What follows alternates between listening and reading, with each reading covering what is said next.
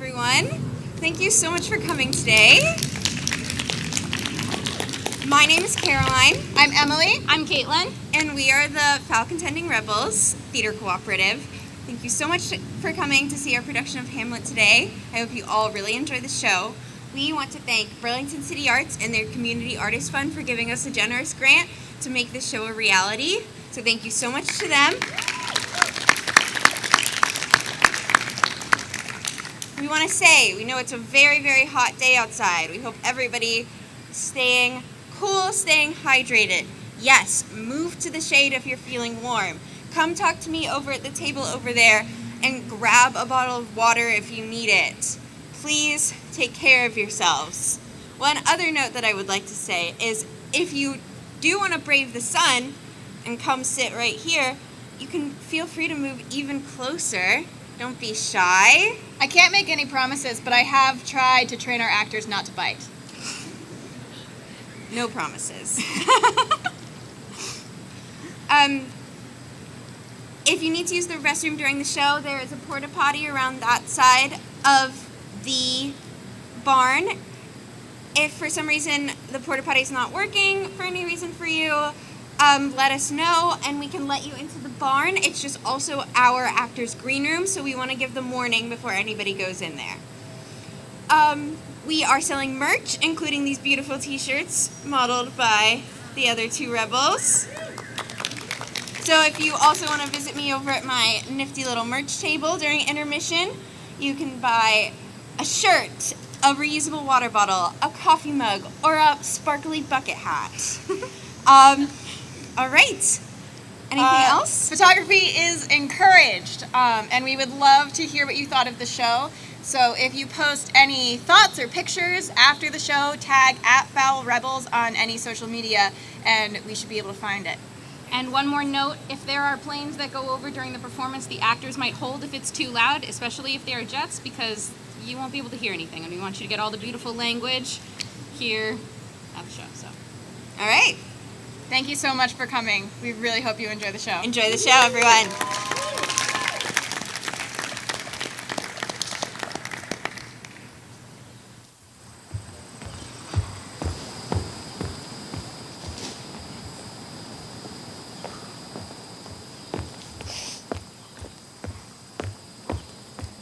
Who's there? Ah! Hey, answer me! Stand, unfold yourself! Bernardo? He? You come most carefully upon your hour. Get thee to bed, Francisco. 'Tis now struck 12. For this relief, much thanks. Have you- It's bitter cold. Have you had quiet guard? Not a mouse stirring. Good night. If you meet Horatio and Marcellus, bid them make haste. Ah! Stand to! Who's there? Friends to this ground. and liegemen to the Dane. God give you good night. Farewell, honest soldier. Who hath relieved you? Bernardo, give you good night. Bernardo! Say what? Is Horatio there? For peace of him. Welcome, Horatio. Welcome, good Marcellus. What, has this thing appeared again tonight? I have seen nothing. Horatio says 'tis but a fantasy. He will not let belief take hold of him, touching this dreaded sight twice seen of us. Therefore I have entreated him along with us to watch the minutes of this night. That if again this apparition come, he may approve our eyes and speak to it. Tush, tush, 'twill not appear. Sit you down a while and let us once again assail your ears that are so fortified against our story, what we have 2 nights seen. Well, sit we down and let us hear Bernardo speak of this. Last night of all, good Marcellus and myself, the bell then beating one. Break me up, but where it comes again? In the same figure like the queen that's dead. Thou art a scholar, speak to it, Horatio! Looks it not like the queen? Mark it, Horatio. Most like. It would be spoke to. Question it, Horatio! What art thou, that usurps this time of night, together with that fair and warlike form in which the majesty of buried Denmark do sometimes march? By heaven, I charge thee, speak! It stalks away. It is offended! Stay! Speak! Speak! I charge thee, speak! Oh, 'tis gone and will not answer! How now, Horatio? Is not this something more than fantasy? What think you on it? Before my God, I might not disbelieve without the sensible and true avouch of mine own eyes. Is it not like the queen? As thou art thyself. Such was the very armor she had on when she, the ambitious Norway, combated. 'Tis strange. Thus twice hath she gone by our watch. In what particular thought to work I know not, but in the gross and scope of my opinion, this bodes some strange eruption to our state. Oh, good now. Sit down and tell me he that knows by the strict and most observant watch so nightly toils the subject of the land. One might be toward this sweaty haste. Don't make the night joint labor with the day. Who is it that can inform me? That can I, at least the whisper goes so. Our last queen, whose image even now appeared to us, was, as you know, by Fortinbras of Norway, dared to the combat in which our valiant Queen Hamlet did slay this Fortinbras, who, by a sealed compact well ratified by law and heraldry, did forfeit with his life all those the lands which he stood seized of to the conqueror. Now, sir, young Fortinbras of unimproved metal, hot and full, hath in the skirts of Norway here and there sharked up a list of lawless resolutes to some enterprise which is no other but to recover of us by strong hand and terms compulsatory those foresaid lands so by his father lost. This, I take it, is the main motive of our preparations, the source of this our watch, and the chief head of this post-haste and roamage in the land. I think it be no other, but even so, well may it sort that this portentous figure comes armed through our watch, so like the queen that was and is the question of these wars. I'll cross it, though it blast me. Stay, illusion. If thou hast any sound or use of voice, speak to me. If there be any good thing to be done, which may to thee do ease and grace to me, speak to me. If thou art privy to thy country's fate, which happily foreknowing may avoid, speak. Or if thou hast accorded in thy life, extorted treasure in the womb of earth, speak a bit. Stay and speak. Stop it, Marcellus. Well, shall I strike at it with my partisan? Do it that will not stand. 'Tis here! 'Tis here. 'Tis gone! We do it wrong, being so majestical to offer it the show of violence. It was about to speak when the cock crew. And then it started like a guilty thing. I have heard the cock, that is, the trumpet to the morn, awake the god of day. And at his warning, the extravagant and errant spirit hies to his confines. And of the truth herein, this present object made probation. It faded on the crowing of the cock. So have I heard, and do in part believe it. But look, the morn in russet mantle clad walks o'er the dew of yon high eastward hill. Break we our watch up, and by my advice let us impart what we have seen tonight unto young Hamlet, for upon my life this spirit dumb to us will speak to him. Let's do it, I pray. And I this morning know where we shall find him most conveniently.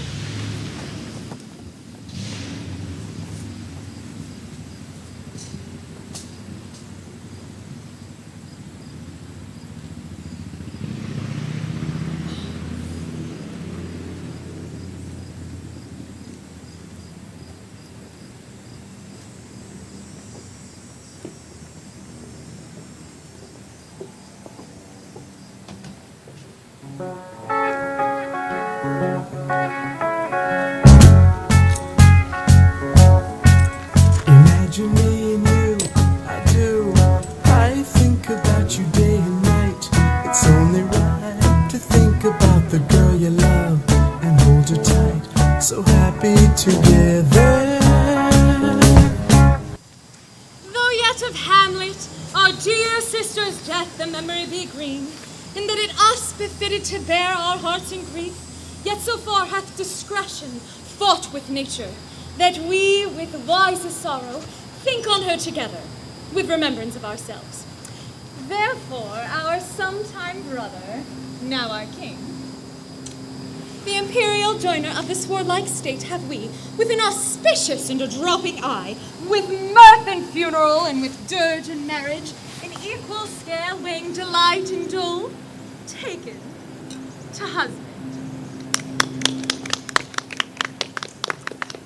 Now follows that you know, young Fortinbras, holding a weak supposal of our worth, he hath not failed to pester us with message importing the surrender of those lands lost by his father, with all bounds of law, to our most valiant sister. So much for him. And now, Laertes, you told us of some suit. What wouldst thou beg, Laertes, that shall not be my offer, not thy asking? The head is not more native to the heart than is the throne of Denmark to thy father. What wouldst thou have, Laertes? My dread queen, your leave in favor to return to France, from whence though willingly I came to Denmark to show my duty in your coronation. Yet now I must confess that duty done, my thoughts and wishes bend again toward France, and bow them to your gracious leave and pardon. Have you your father's leave? What says Polonius? He hath, my lady, wrung from me my slow leave by laboursome petition, until at last upon his will I sealed my hard consent. I do beseech you, give him leave to go. Take thy fair hour, Laertes, time be thine. In thy best graces spend it at thy will. But now, my cousin Hamlet, and my son. A little more than kin and less than kind. How is it that the clouds still hang on you? Not so, your grace, I am too much in the sun. Good Hamlet, cast thy nighted colour off, and let thine eye look like a friend on Denmark. Thou knowest 'tis common, all that lives must die, passing through nature to eternity. Thy father, 'tis common. Why seems it so particular with thee? Seems. Nay, father, it is, I know not, seems. 'Tis not alone my inky cloak, good father, nor customary suits of solemn black, no, nor the fruitful river in mine eye, together with all moods, forms, shapes of grief that can denote me truly. Indeed, these seem as they are actions that a man might play. But I have that within which passeth show, these but the trappings and the suits of woe. 'Tis sweet and commendable in your nature, Hamlet, to give these mourning duties to your mother. But you must know, your mother lost a mother. That mother lost hers, the survivor bound in filial obligation for some term to do obsequious sorrow. But to persever in obstinate condolement is a course of impious stubbornness. Why should we in our peevish opposition take it to heart? Fie, 'tis a fault to heaven, a fault against the dead, a fault to nature, to a reason most absurd, whose common theme is death of mothers, and who still have cried from the first corpse till she that died today, this must be so. I pray you, and think of us as a mother, for you are the most immediate to our throne, and with no less nobility of love than that which dearest mother bears her son do I impart toward you. For your intent in going back to school in Wittenberg, it is most retrograde to our desire. And we beseech you, bend you to remain here in the cheer and comfort of our eye, our chiefest courtier, cousin, and our son. Let not thy father lose his prayers, Hamlet. I pray thee, stay with us. Go not to Wittenberg. I will in all my best obey you, father. Why, 'tis a loving and a fair reply. Husband, come. This gentle and unforced accord of Hamlet sits smiling to my heart. Come away. Let's get the chance. Ophelia!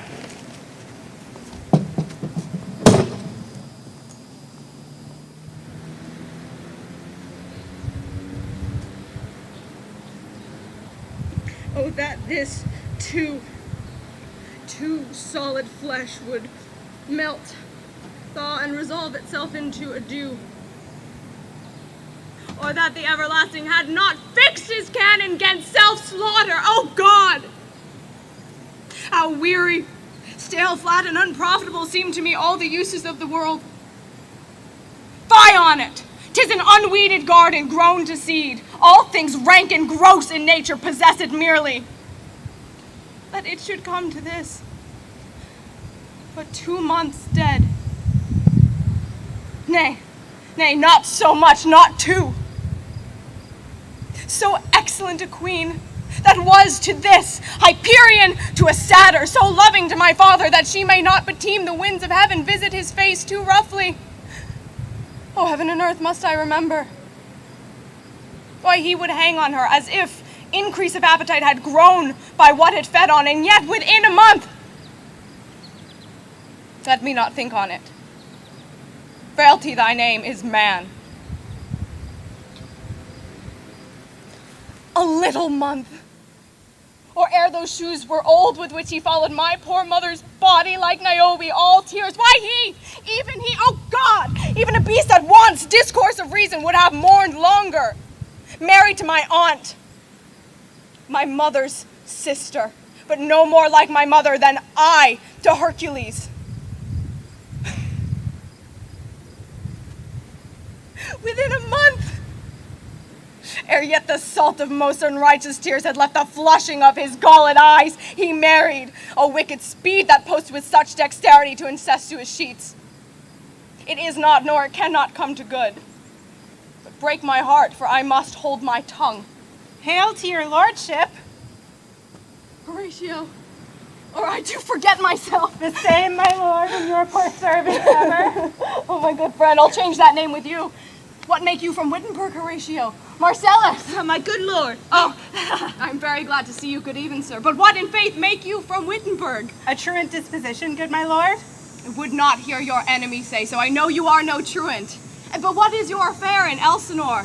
We'll teach you to drink deep ere you depart. My lord, I came to see your mother's funeral. I pray you do not mock me, fellow student. I think it was to see my father's wedding. Indeed, my lord, it followed hard upon. Thrift, Horatio. The funeral bake meats did coldly furnish forth the marriage table. Had I seen my dearest foe in heaven ere ever I had seen that day, Horatio. My mother. Methinks I see my mother. Where, my lord? In my mind's eye, Horatio. I saw her once. She was a woman. Take her for all in all, I shall not look upon her like again. My lord, I think I saw her yesternight. Saw who? My lord, the queen, your mother. The queen, my mother. Season your admiration for a while with an attent ear till I may deliver to you, upon the witness of this gentleman, this marvel.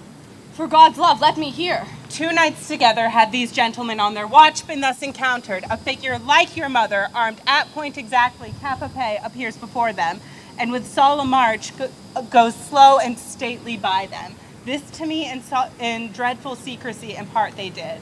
And I with them the 3rd night kept the watch where, as they had delivered, each word made true and good the apparition comes. But where was this? My lord, upon the platform where we watched. Did you not speak to it? I did, my lord, but answer made it none. Yet once methought it lifted up its head and did address itself to motion like as it would speak. But even then the morning cock crew loud, and at the sound it shrunk in haste away and vanished from our sight. 'Tis very strange. As I do live, my honored lord, 'tis true. And we did think it writ down in our duty to let you know of it. Indeed. Indeed, sirs, but this trouble me. Hold you the watch tonight. I do, my lord. Armed, say you. Armed, my lord. From top to toe. My lord, from head to foot. Then saw you not her face? Oh, yes, my lord, she wore her beaver up. What, did she look frowningly? More in sorrow than in anger. Pale or red? Nay, very pale. And fixed her eyes on you? Most constantly. I would I had been there. It would have much amazed you. Very like, stated long. Not when I saw it. And her hair was grizzled, no? It was, as I have seen it in her life, a sable silvered. I will watch tonight. Perchance 'twill walk again. I warrant it will. If it assumes my noble mother's person, I will speak to it, though hell itself should gape and bid me hold my peace. If you have hitherto concealed this sight, let it be tenable in your silence still. Upon the platform twixt 11 and 12, I'll visit you. Our duty to your honor. Your loves, as mine to you. Farewell.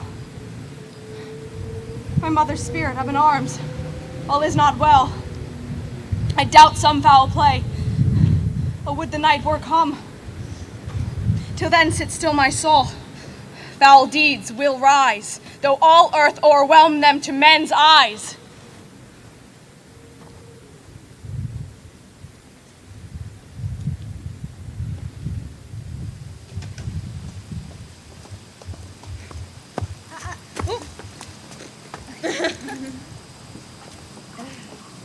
My necessaries are embarked.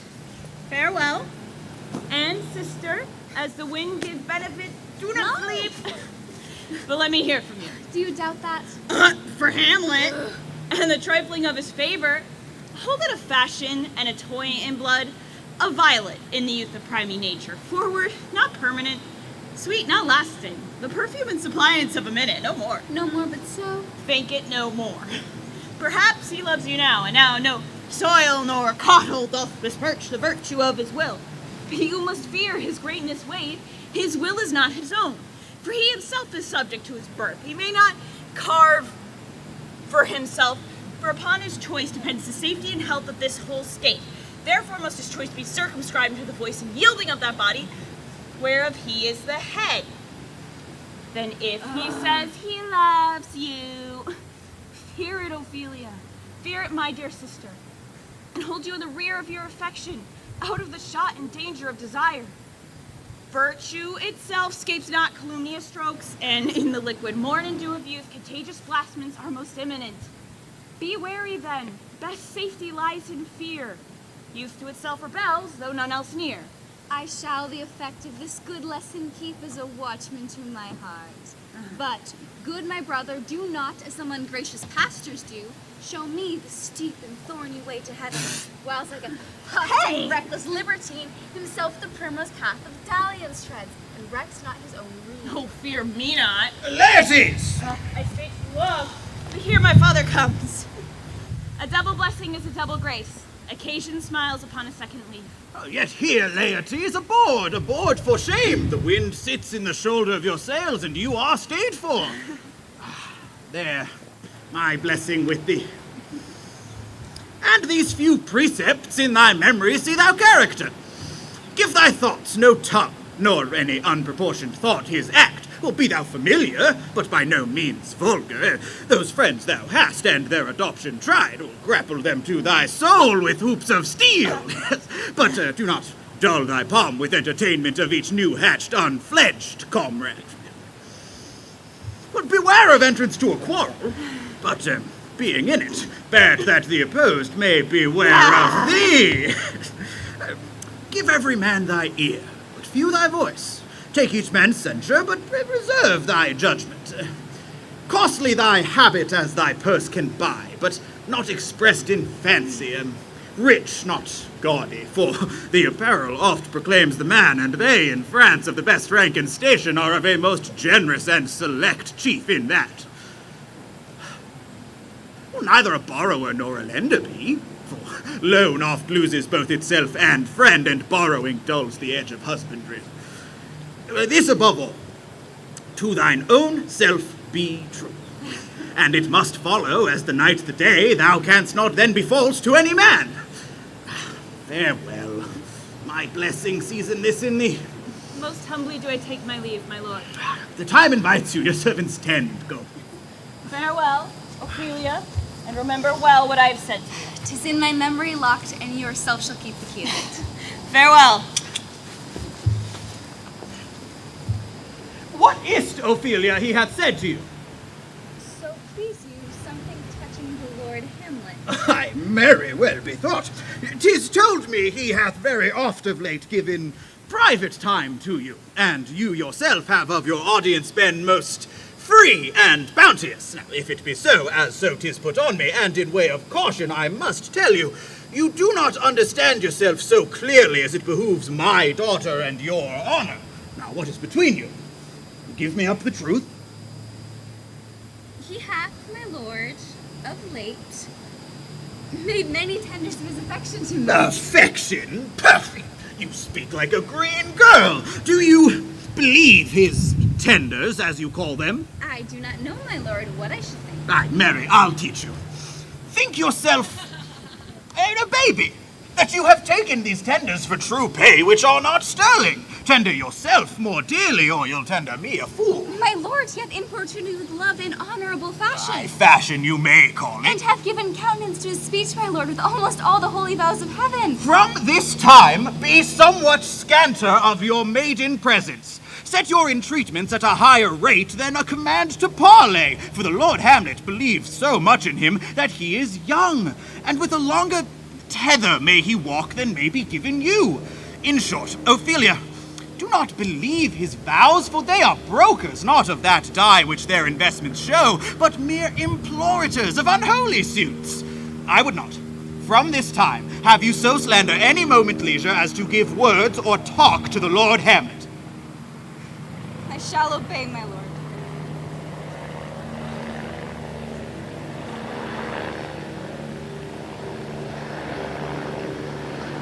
The air bites shrewdly. It is very cold. It is a nipping and an eager air. What is the hour? I think it lacks of 12. Night it is struck. Indeed, I heard it not. Then it draws near the season wherein the spirit held her wont to walk. What does this mean, my lord? She doth wake tonight and takes her rouse, keeping with sail in the swaggering of spring reels. divided revel east and west makes us traduced and taxed of other nations. They mark us drunkards, and with swinish phrase soil our addition. And indeed, it takes from our achievement, so performed at height, the pith and marrow of our attribute. So oft it chances in particular men, that for some vicious mole of nature in them, be it as in their birth, when they are not guilty since nature cannot choose its origin, that these men carrying, I say, the stamp of one defect, be it nature's livery or fortune's star, their virtues else, be they as pure as grace, shall in the general censure take corruption from that particular fault. The dram of eel doth all the noble substance of a doubt to her own scandal. Look, my lord, it comes. Angels and ministers of grace, defend us! Be thy intent wicked or charitable? Thou comes in such a questionable shape that I will speak to thee. I will call thee Hamlet. Queen, mother, royal Dane, oh answer me! Let me not burst in ignorance, but tell why thy canonized bones, hearsed in death, have burst their cerements. Why the sepulchre in which we saw thee quietly inurned hath opened his ponderous and marble jaws to cast thee up again. What might this mean, that thou, dead corpse, again in complete steel revisits thus the glimpses of the moon, making night hideous, and we, fools of nature, so horridly to shake our disposition with thoughts beyond the reaches of our soul? Say, why is this? Wherefore? What should we do? It beckons you to go away with it. But do not go with it! No, by no means. You will not speak, and I will follow it. Do not, my lord. Why? What should be the fear? I do not set my life at a pin's fee. As for my soul, what can I do to that, being a thing immortal as itself? You wage me forth again. I'll follow it. What if it tempt you toward the flood, my lord, or to the dreadful summit of the cliff, and there assume some other horrible form, which might deprive your sovereignty of reason and draw you into madness? Think of it. It waves me still. Go on, I'll follow thee. My lord, you shall not go. Hold off your hand. Be ruled, you shall not. My fate cries out. By heaven, I'll make a ghost of him that lets me. I say away. Go on, I'll follow thee. He waxes desperate with imagination. Well, let's follow. 'Tis not fit us to obey him. Have after. To what issue will this come? Oh, something is rotted in the state of Denmark. Heaven will direct it. Nay, let's follow. Where wilt thou lead? Speak, I'll go no further. Mark me! I will. My hour is almost come, when I to sulphurous and tormenting flames must render up myself.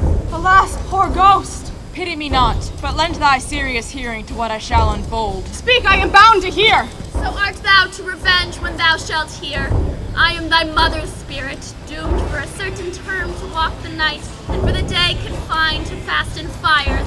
But that I am forbid to tell the secrets of my prison house, I could a tale unfold, whose lightest word would harrow up thy soul, freeze thy young blood, make thy two eyes like stars start from their spheres, thy knotted and combined locks to part, and each particular hair to stand on end, like quills upon the fretful porpentine. But this eternal blazon must not be to ears of flesh and blood. List, list, oh list, if thou didst ever thy dear mother love. Oh God. Revenge her foul and most unnatural murder. Murder? Murder most foul isn't the best it is, but this most foul, strange, and unnatural. Haste me to know it, that I, with wings as swift as meditation or thoughts of love, may sweep to my revenge. I find thee apt, and duller shouldest thou be than the fat tweed that roots itself in ease on Leith thwart. Wouldst thou not stir in this? Now, Hamlet, here. 'Tis given out that while sleeping in my orchard a serpent stung me. So the whole ear of Denmark is by a forged process of my death rankly abused. But know, thou noble youth, the serpent that did sting thy mother's life now wears her crown. Oh, my prophetic soul, my aunt! Aye, that incestuous, that adulterate beast, with witchcraft of her wit, with traitorous gifts. Oh, wicked-witted gifts that have the power so to seduce. One to her shameful lust, the will of my most seeming virtuous king. But virtue, as it never will be moved, though lewdness court it in the shape of heaven, so lust, though to a radiant angel linked, will sate itself in a celestial bed and prey on garbage. But soft, methinks I scent the morning air. Brief let me be. sleeping in my orchard, as was my custom always of the afternoon. Upon mine secure hour thine aunt did steal, and with juice of cursed Hebanon in a vial, in the porches of my ear did pour the leprous distilment, whose effect holds such an enmity with blood of man, that swift as quicksilver it courses through the natural gates and alleys of the body. And with a sudden vigor it doth posset and curd like eager droppings into milk the thin and wholesome blood. So did it line. Thus was I, sleeping by a sister's hand, of life, of king, of crown, at once dispatched, cut off even in the blossom of my sin, unhousel, disappointed, unanelled, taken to my account, with all my imperfections on my head. Oh, horrible! Oh, horrible, most horrible! If thou hast nature in thee, bear it not. Let not the royal bed of Denmark become a couch for luxury and damned incest. But howsoever thou pursuest this act, taint not thy mind, nor let thy soul contrive against thy father aught. Leave him to heaven, and to those thorns that in his bosom lodge to prick and sting him. Fare thee well at once. Adieu, adieu, Hamlet. Remember me.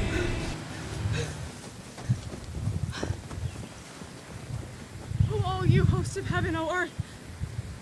And what else then shall I couple hell? Hold my heart, and you my sinews grow not instant old, but bear me stiffly up. It was adieu, remember me.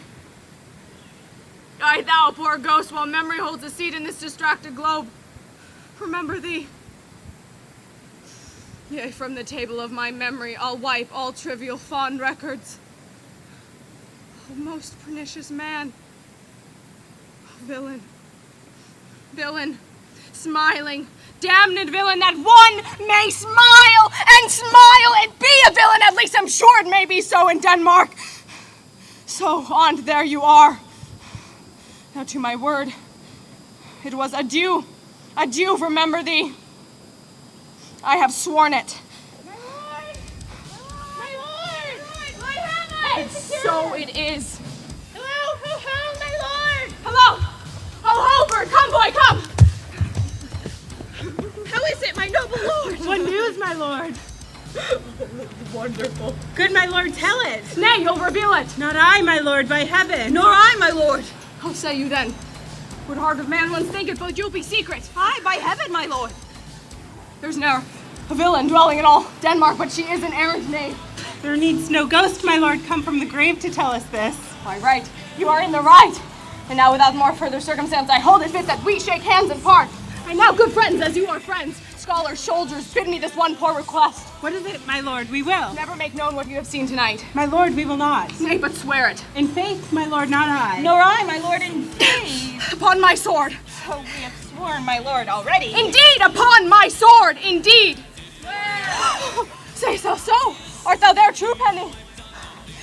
Do you hear this fellow in the cellarage consent to swear? Propose the oath, my lord. Never to speak of this that you have seen. Swear by my sword. Hicatubike! Then we'll shift our ground. Come, gentlemen, and lay your hands again upon my sword. Never to speak of this that you have heard. Swear by my sword. Swear! Well said, Omo. Canst work in the earth so fast, a worthy pioneer. Once more removed, good friend. Oh, day and night, but this is wondrous strange. And as a stranger, keep it welcome. There are more things in heaven and earth, Horatio, than are dreamt of in your philosophy. But come, again, never. So help you mercy, how strange or odd I bear myself, as I perchance hereafter shall think me to put an antic disposition on, that you, at such time seeing me, never shall with arms encumbered thus, or with this head shaker, or with some doubtful phrase, as well we know, or if we list to speak, or we could, and if we would, or if there be, and if there might, or any such ambiguous givings out that you know not to me, so grace and mercy at your most need help you, swear! Swear! Rest, perturbed spirit! So, gentlemen, with all my love, I do commend me to you.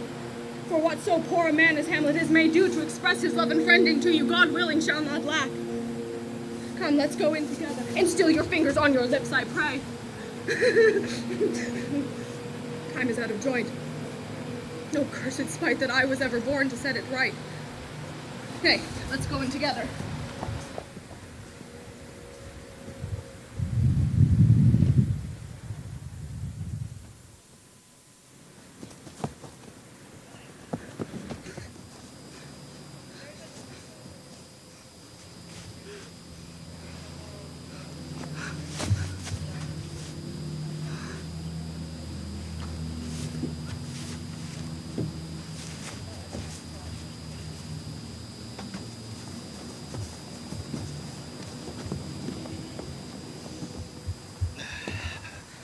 Give him this money and these notes, Reynaldo. Hi, my lord.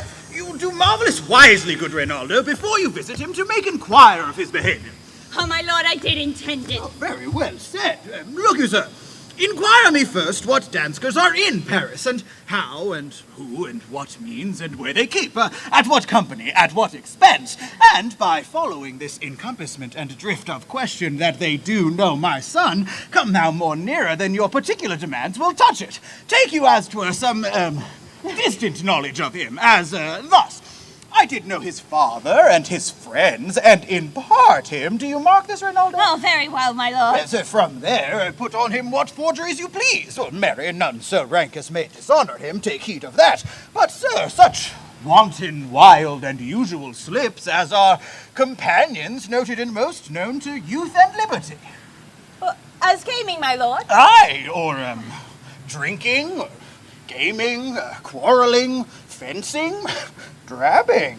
Yeah, you may go so far. My lord, that would dishonor him. Oh, faith, no. You must not put another scandal on him that he's open to incontinency. That is not my meaning, mark you that. But breathe his faults so quaintly that they may seem the taints of liberty. Oh, but my good lord. Now, wherefore should you do this? Aye, my lord, I would know that. Aye, Mary, here's my drift. You laying these slight sullies on my son, as 'twere a thing a little soiled to the working, mark you that. Your party in converse, him you would sound, having ever seen in the predominant crimes the youth you breathe of guilty, be assured he closes in this consequence as good sir, or so, or friend, or gentleman. Very good, my lord. And then does he this. He does, what was I about to say? Oh, at closes in the consequence. At friend or so, and gentleman. At closes in the... Aye, Mary, yes, be assured he closes in this consequence, as I do know the gentleman. I saw him yesterday, or t'other day, or then, with such or such. And as you say, there was a gaming, or there, or took in's rouse, there, falling out at tennis. Your bait of falsehood takes the carp of truth, and thus do we of wisdom and reach by indirections find directions out. So shall you, my son. You have me, have you not? I have, my lord. Very well, God be with you. Good, my lord. Observe his inclination in yourself. Well, I shall, my lord. And let him ply his music. Well, my lord. Oh, no, Ophelia, what's the matter? Oh, my lord, I have been so affrighted. With what in the name of God? My lord, as I was sewing in my closet, Lord Hamlet, with his doublet all unbraced, no hat upon his head, stockings fouled unguarded, and down gyved to his ankles, pale as my shirt, knees knocking each other, with a look so piteous and purport, as if he had been loosed out of hell to speak of horrors, he comes before me. Mad for thy love. My lord, I know not, but truly I do fear it. What said he? He took me by the wrist and held me hard. Then goes he to the length of all his arm, and his other hand thus o'er his brow, he falls such perusal of my face as he would draw it. Long stayed he so. At last a little shaking of mine arm, and thrice his head thus waving up and down. He raised a sigh, so piteous and profound as it did seem to shatter all his bulk and end his being. That done, he lets me go, and with his head over his shoulder turned, he seemed to find his way without his eyes. For out of doors he went without their helps, and at the last findeth their light on me. I will seek the queen. This is the very ecstasy of love, whose violent property foredoes itself. Oh, I am sorry. What, have you had any hard words with him of late? No, my lord, but as he did command, I did repel his fetters and deny his access to me. That hath made him mad. I am sorry that with better heed and judgment I had not quoted him. Come, go into the queen. This must be known, which, being kept close, might move more grief to hide than hate to utter love.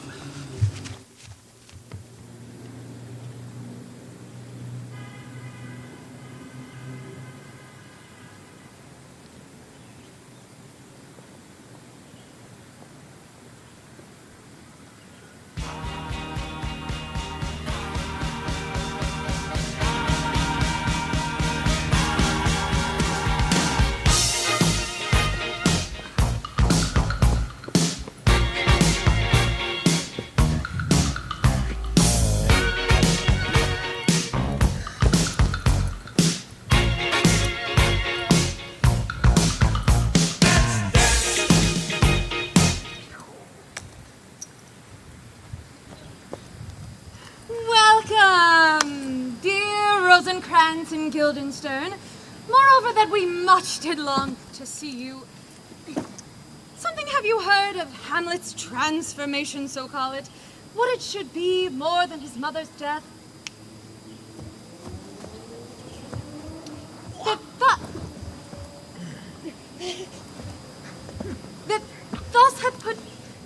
That thus hath put him so much from the understanding of himself I cannot dream of. I entreat you both, that being of so young days brought up with him, and sith so neighbor to his youth and behavior, to draw him on to pleasures, and to gather as much from occasion you may glean, whether aught, to us unknown, afflicts him thus that opened lies within our remedy. Good gentleman, he hath much talked of you. And sure I am, two friends there are not living to whom he more adheres. Your visitation will receive such thanks as fits a king's remembrance. Both your majesties, by the sovereign power you have of us, put your dread pleasures more into command than to entreaty. But we both obey, and here give up ourselves in the full bent, to lay our service freely at your feet to be commanded. Thanks to you, Rosencrantz and gentle Guildenstern. Thanks, Guildenstern and gentle Rosencrantz. And I do beseech you instantly to visit my too much changed son. Heavens make our presence and our practices pleasant and helpful to him. Aye, amen.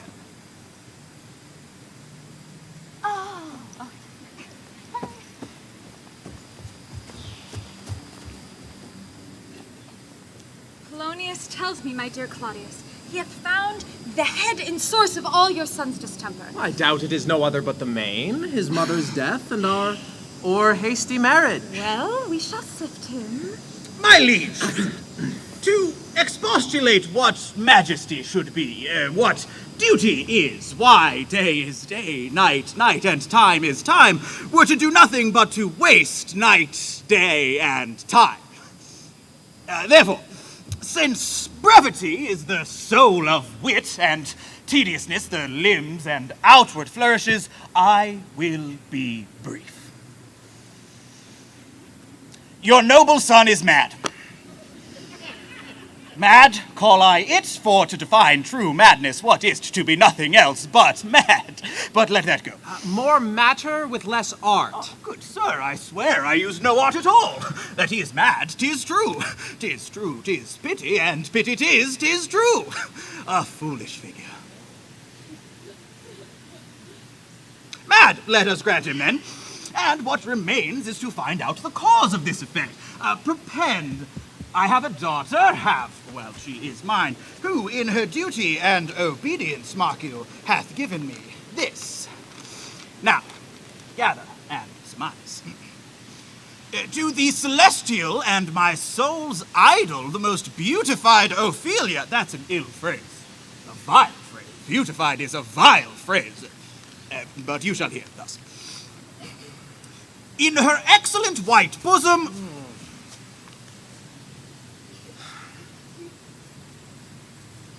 Came this from Hamlet to her? Oh, good sir, stay a while. I will be... doubt thou the stars are fire, doubt the sun doth move, doubt truth to be a liar, but never doubt I love. Oh, dear Ophelia, I am ill at these numbers. I have not art to reckon my groans. Oh.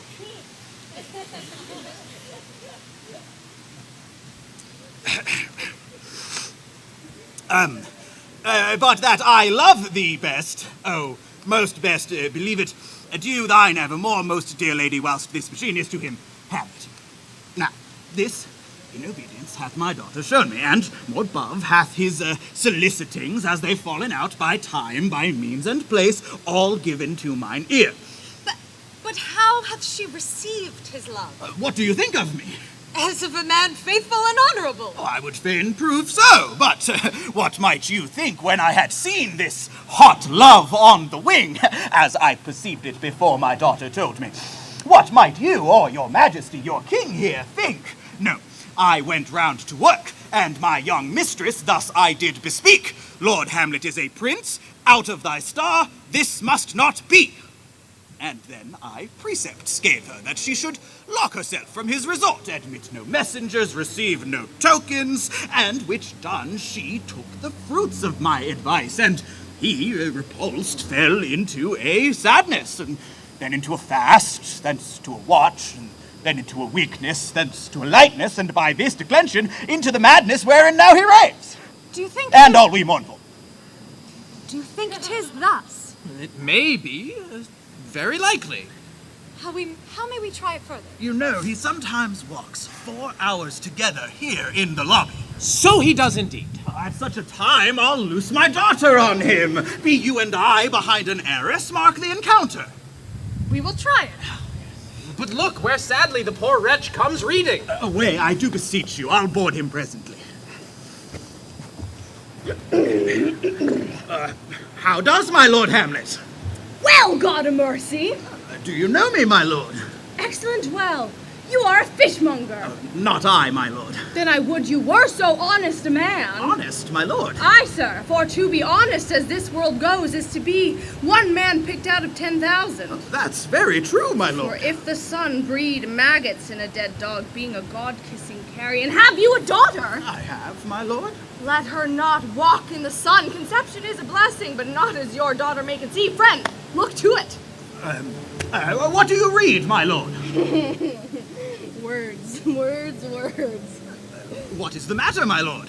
Between whom? Oh, I mean the matter that you read, my lord. Slanders, sir, For the satirical rogue says here that old men have gray beards, that their faces are wrinkled, and that they have a plentiful lack of wit, together with most weak hams, all of which I most potently and powerfully believe. But hold it not honesty, for you, sir, should be as old as I, if, like a crab, you could go backwards. Though this be madness, there is method to it.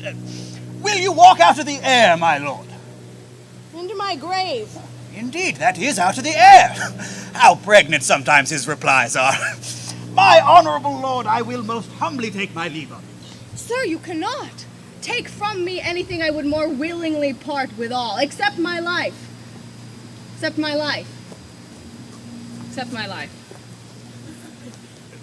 Fare you well, my lord. These tedious old fools. Go you to the Lord Hamlet? There he is. God save you, sir. My honored lord! My most good lord! My excellent good friend! Oh, Gilstern of Rosencrantz! Oh! Here we go.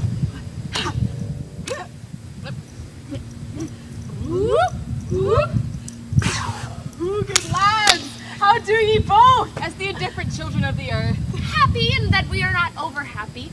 On fortune's cap we are not the very button. Nor the soles of her shoes. Neither, my lord. Oh, then you live about her waist or in the middle of her favors. Faith, her private suite. The secret parts of fortune. Most true, she is a strumpet. What's the news? None, my lord, that the world's grown honest. Then doomsday is near, but your news is not true. Let me question in more particular. What have you, good friends, deserved at the hands of fortune that she send you to prison hither? Prison, my lord. Denmark's the prison. Then is the world one. A goodly one, in which there are many confines, wards, and dungeons, Denmark being one of the worst. We think not so, my lord. Then 'tis none for you. 'Tis nothing either good or bad, but thinking makes it so. To me it is a prison. Why, then your ambition makes it what? Oh, 'tis too narrow for your mind. God, I could be bound in a nutshell and count myself a king of infinite space were it not I have bad dreams. Which dreams indeed are ambition. For the very substance of the ambitious is merely the shadow of a dream. A dream itself is but a shadow. Truly, and I hold ambition of so airy and light a quality that it is but a shadow. Then are our beggars' bodies and our monarchs and outstretched heroes the beggars' shadow. Shall we to the court? For by my faith I cannot reason. We'll wait upon you. No such matter. I would not sort you with the rest of my servants. For to speak to you like an honest man, I am most dreadfully attended. But what? In the beaten way of friendship.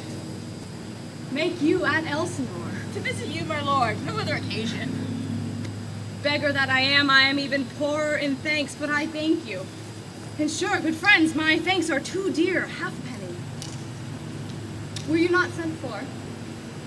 Is this of your own inclining? Is this a free visitation? Come, deal justly with me. Come, nay, speak! What should we say, my lord? Why, anything to the purpose. You were sent for. There's a kind of confession in your looks which your modesties have not craft enough to color. I know the good queen and king have sent for you.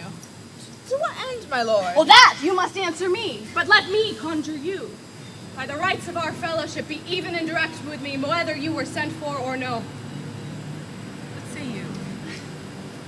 If you love me, hold not off. My lord, we were sent for! And I will tell you why. So shall my anticipation prevent your discovery and your secrecy to the queen and king mold no feather. I have of late, the wherefore I know not, lost all my mirth, forgone all custom of exercise, and indeed it goes so heavily with my disposition that this goodly frame, the earth, seems to me a sterile promontory. This most excellent canopy, the air, look you, this brave o'erhanging firmament, this majestical roof, fretted with golden fire, why, it is no thing but a foul and pestilent congregation of vapors. What a piece of work is man! How infinite in faculty, how noble in reason and in form and moving, how express and admirable. In action, how like an angel, in apprehension, like a god, the beauty of the world, the paragon of animals. And yet to me, what is this quintessence of dust? Man delights not in me. No, nor woman neither. Though by your smiling you seem to say so. My lord, there was no such stuff in my thoughts. Then why did you laugh when I said man delights not in me? Well, if you delight not in man, then what less entertainment the player shall receive from you? We caught them on the way, and and are they coming to offer you service? Them that place a queen shall be welcome. Her Majesty shall have tribute of me. What players are they? That you are most wont to take delight in. The tragedians of the city. Well, how come? Grow they rusty? Nay, there never keeps the wonted pace. There was for a while no money to be made, save for argument, unless the poet and the player went to cuss in the question. Is it possible? Oh, there has been much throwing about of brains. They're the players. Gentlemen, you are welcome to Elsinore. Come, your hands. You are welcome, but my aunt, mother, and uncle, father shall be deceived. In what, my dear lord? I am but mad. North-northwest. When the wind is southerly, I know a hawk from a handsaw. Well be with you, gentlemen. Hark you, Guildenstern, and you too, at each ear a hearer. That great baby you see there is not yet out of his swaddling clouds. Happily, he's second time come to them, for they say an old man is twice a child. I prophesy he comes to tell me of the players' market. Oh, right you are, sir. 'Twas Monday morning, so indeed. My lord, I have news to tell you. Oh, my lord, I have news to tell you. When Rustius was an actor in Rome. The actors are come hither, my lord. Oh, buzz. Upon mine honor. Then call me to actor on his ass. The best actors in the world, either for tragedy or comedy, history, pastoral, tragical, comical, historical, pastoral, historical, comical, tragical, comical, historical, pastoral, seen indivisible or perma limited. Oh, Jephthah, judge of Israel, what a treasure hath thou! What a treasure hath he, my lord? Why, one fair daughter, and no more, the which he loveth passing well. Still on my daughter? Am I not in the right, old Jephthah? If you call me Jephthah, my lord, I have a daughter that I love passing well. Nay, that follows not. What follows then, my lord? Why then, 'twas by lot, God wot, and then, you know, it came to pass, and so it was.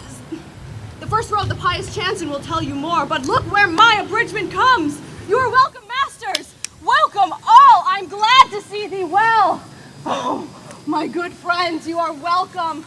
My old friend comes to beard me in Denmark. My face is valiant since I saw thee last. Oh, masters, you are all welcome. We'll have a speech straight. Come, give us a taste of your quality. Come, a passionate speech. Ooh, what speech, my lord? I heard thee speak me a speech once, though it was never acted, or if it was, not above once. For the play, as I recall, pleased not the millions, but it was, as I received it, an excellent play, well digested in the scenes, set down with as much modesty as cunning.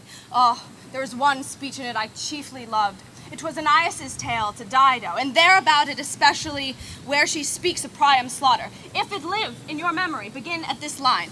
Let me see.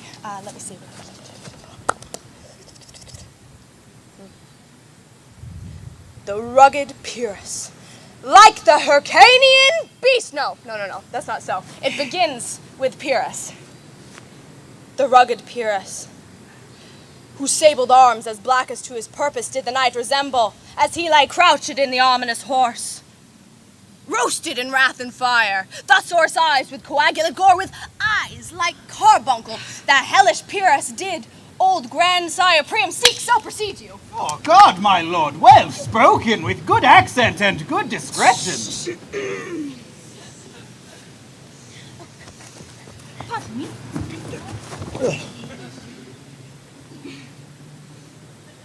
Anon he finds him, striking too short at Greeks. His antique sword, rebellious to his arm, lies where it falls, repugnant to command. Unequaled match Pyrrhus of Priam drives, in rage strikes wide. But in the whiff and wind of his fell sword, the unnerved father falls. But then, senseless Ilium, seeming to feel this blow with flaming top, stoops to his base, and with a hideous crash takes prisoner Pyrrhus' ear. For lo, his sword, which was declining on the milky head of Reverend Priam, seemed in the air to stick, so as a painted tyrant Pyrrhus stood, and like a neutral to his will and matter, did nothing.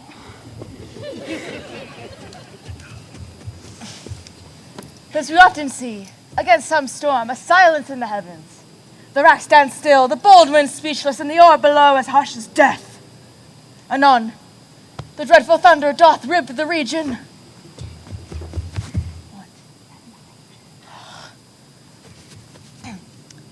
Anon, the dreadful thunder doth rend the region. And never did the Cyclops' hammer fall on Mars' armor, forged for proof etern. Then Pyrrhus' bleeding sword now falls on Priam.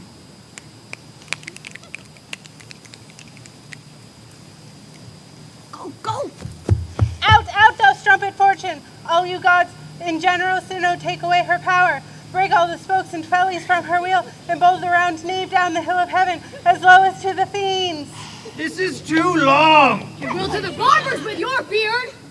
I pray you, say on. Come to Hecuba. Oh,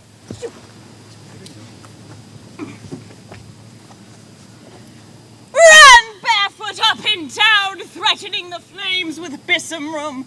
A clout upon that head where late the diadem stood, and for a robe about a lank and o'er a teem loins, a blanket in the alarm of fear caught up. Who this had seen with tongue in venom steeped, 'gainst fortune's state would treason have pronounced. But if the gods did see her then, when she saw Pyrrhus make malicious sport and mincing with his sword her husband's limbs, it's the best of glamour that she made. That if things mortal move them not at all, would have made milch the burning eyes of heaven and passion in the gods.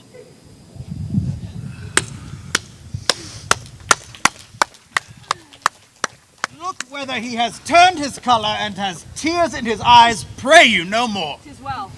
We'll have you speak out the rest soon. Good my lord, will you see these players well bestowed? After your death, you had better have a bad epitaph than these players ill report as you lived. My lord, I will use them according to their deserts. God's bodykins, man, much better. Use each man after his own desert, and who should scape whipping? Use him after your own honor and dignity. The less they deserve, the more merit is in your bounty. Take them in. Come, sirs. Follow him, friends. We'll have a play tomorrow night. Dost thou hear me, old friend? Can you play the murder of Gonzago? Aye, my lord. Very well, we'll have it tomorrow night. And you could, for a need, study some dozen or 16 lines that I would set in and insert, could you not? Aye, my lord. Very well. Follow that man and look you. Mock him not.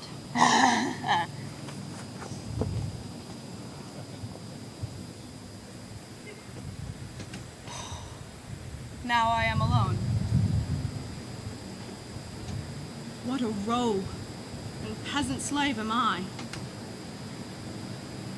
Is it not monstrous that this player here, but in a fiction, in a dream of passion, could force his soul so to his own conceit that from her working, all his visage wand, tears in his eyes, distraction in his aspect, a broken voice, and his whole function suiting with forms to his conceit, and all for nothing.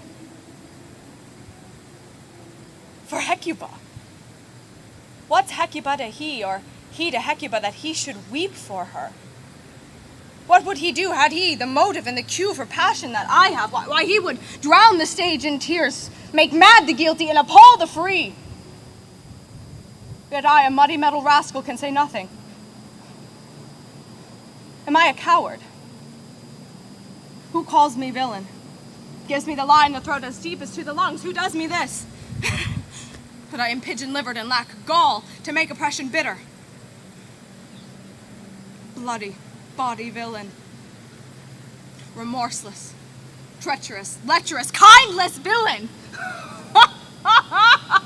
What an ass am I! Oh, this is most brave, that I, the son of a dear mother murdered, prompted to my revenge by heaven and hell, must, like a whore, unpack my heart with words and fall a-cursing like a very drab, a scullion, fie upon it, about my brain!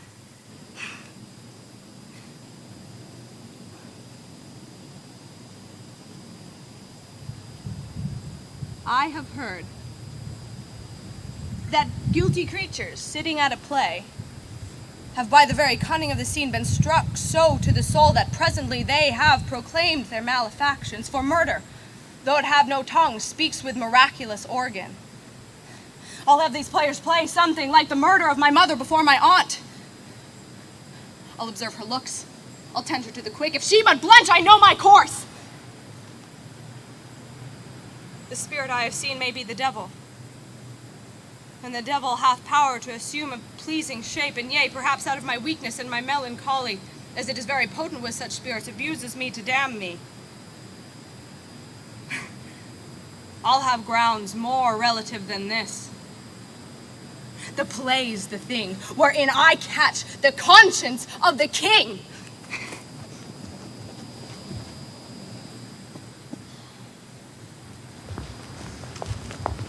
And can you, by no drift of circumstance, get from him why he puts on this confusion, grading so harshly all his days of quiet with turbulent and dangerous lunacy? He does confess he feels himself distracted, but from what cause he will by no means speak. Nor do we find him forward to be sounded, but with a crafty madness keeps aloof when we would bring him on to some confession of his true state. Did he receive you well? Most like a gentleman. With much forcing of his disposition. But of our demands, most free in his reply. Did you essay him to any pastime?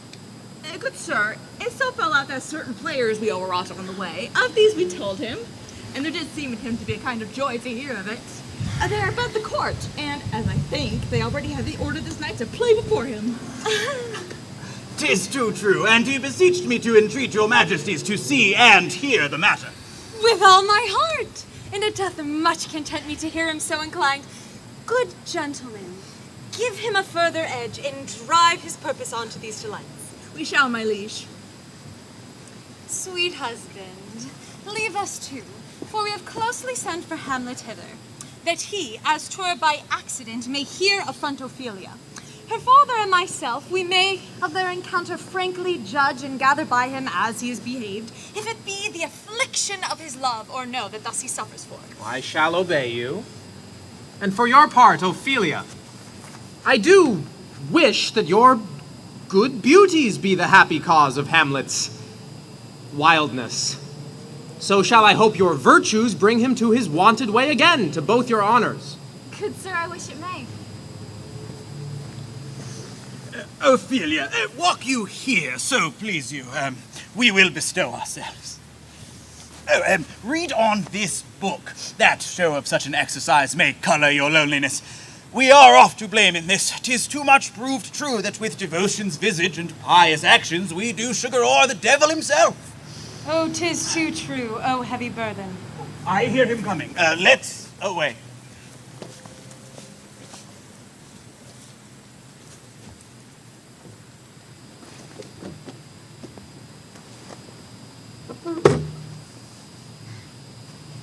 Fair Ophelia, nymph in thy orisons, be all my sins remembered.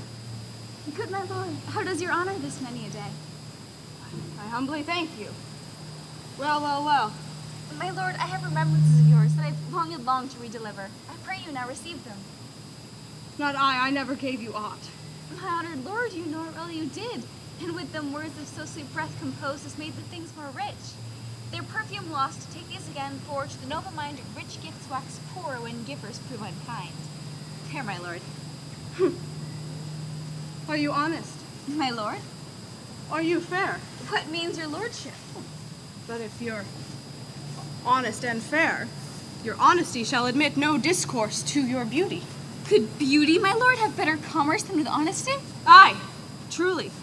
For the power of beauty will sooner transform honesty from what it is to a god than the force of honesty can translate beauty to his likeness. This was sometime a paradox, but now time gives it proof. I did love you once. Indeed, my lord, you made me believe so. You should not have believed me, for virtue cannot so inoculate our old stock, but we shall relish of it. I loved you not. I was the more deceived. Get thee to a nunnery. Why wouldst thou be a breeder of sinners? I myself am indifferent, honest, and yet I could accuse me of such things that it were better my mother had not borne me. I am very proud, revengeful, ambitious, with more offenses at my beck than I have thought to put them in, imagination to give them shape, or time to act them in. What should errant knaves such as I do crawling between earth and heaven? We are errant knaves, all, believe none of us. Go thy ways to a nunnery.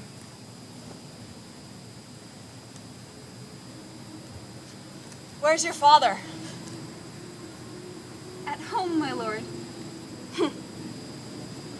Then let the door be shut upon him, that he may play the fool nowhere but in his own house. Farewell. Oh, help him, you sweet heavens. If thou dost marry, I'll give thee this plague for thy dowry. Be thou as pure as snow, as chaste as ice, thou shalt not escape calumny. Get thee to a nunnery. Go, farewell. If thou wilt needs marry, marry a fool. For wise men know well enough what monsters you make of them. To a nunnery, go, and quickly too, farewell. Oh, heavenly powers, restore him. I have heard of your paintings too well enough. God gives you one face, and you make yourselves another. You jig, you amble, and you lisp. You nickname God's creatures and make wantonness your ignorance. Go to! I'll no more on it. It hath made me mad! I say we shall have no more marriage. Those that are married already, all but one shall live. The rest shall keep as they are. To a nunnery. Go!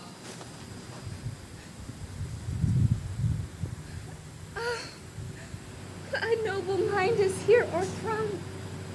The courtier, soldier, scholars, eye, tongue, sword, the expectancy and rose of the fair state, the glass of fashion and the mold of form, the observed of all observers quite down. And I, of ladies most deject and wretched, that sucked the honey of his music vows, now see that noble and most sovereign reason like sweet bells jangled, out of tune and harsh. That unmatched form and feature of blown youth, blasted with ecstasy. Oh, woe is me, to see what I have seen, see what I see.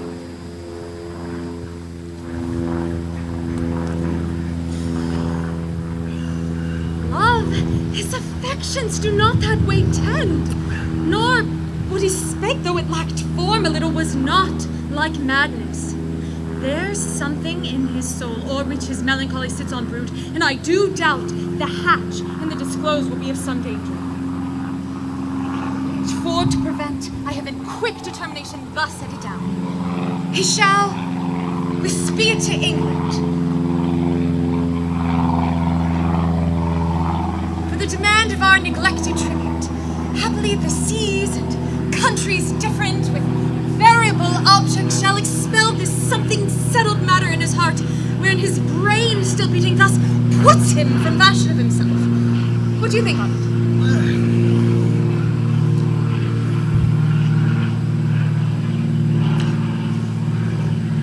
It shall do well, but yet do I believe the origin and commencement of his grief sprung from neglected love.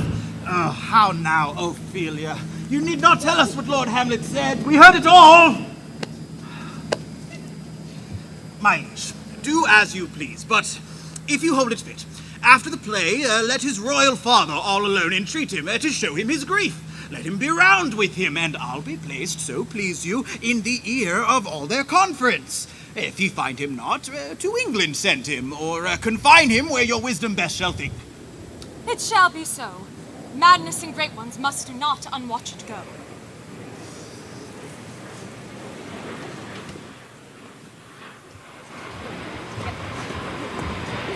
Speak the speech.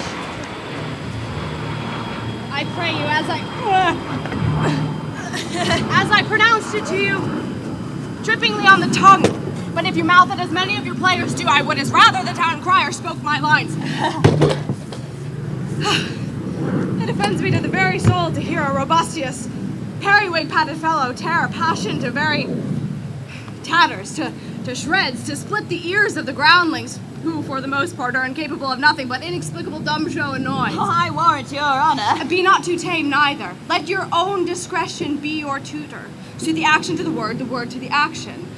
There have been players that I have seen play and heard others praise. Not to speak profanely, neither having the gait of Christian nor the accent of Christian have so strutted and bellowed that I have thought some of nature's journeymen had made men and not made them well. They imitated humanity so abominably. Well, I hope we have reformed that differently with us, sir. I'll reform it altogether. Get you ready. Lord Hamlet. My lord, will the queen hear this piece? And the king too, and that presently. Bid the players make haste. What ho, Horatio! Here, sweet lord, at your service. Horatio, thou art as e'en and just a man as e'er my conversations copped withal. My dear lord. Nay, do not think I flatter. There is a play tonight before the queen. One scene of it comes near the circumstance which I have told you of my mother's death. I prithee, when thou seest that act afoot, observe mine aunt. If her occulted guilt do not itself unkennel in one speech, it is a damned ghost that we have seen in my imaginations, or as foul as Vulcan's sty, give her heedful note, for I mine eyes will rivet to her face, and after we will both our judgments join in censure of her seeming. Well, my lord, if she steal aught the whilst this play is playing and scape detecting, I will pay the theft. They're coming to the play. I must be idle. Get you a place. Rosencrantz, get them. Hurry up. Here, quick. Now. Okay. King. Queen. Ow!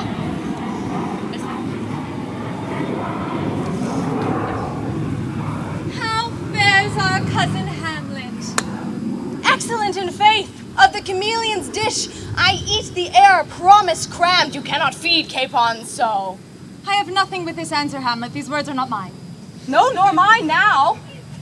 My lord, you played once at the university, you say? I did, my lord, and was accounted a good actor. Oh, what did you enact? Oh, I did enact Julius Caesar. I was killed in the Capitol. Brutus killed me. 'Twas a brute part of him to kill so capital calf there. Be the players ready. Aye, my lord, they stay upon your patience. Come hither, my dear Hamlet. Sit by me. Nay, good father. Here's metal more attractive. Oh, mark you that.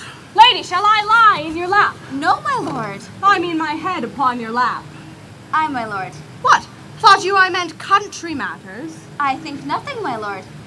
'Tis a fair thought to lie between a maid's legs. What is, my lord? Nothing. You are merry, my lord. Who, I? Aye, my lord. Oh, God, you're only jig maker. For what should a man do but be merry? For look you how cheerfully my father looked, and my mother died within these 2 hours. Nay, 'tis twice 2 months, my lord. So long? Then let the devil wear black. I'll have a suit of sables. Died 2 months and not forgotten yet. Then there's a hope a great one's memory may outlive her life half a year, but by your lady, she must build churches, else she suffer not thinking on with a hobby horse, whose epitaph was, for oh, the hobby horse is forgot. Ha!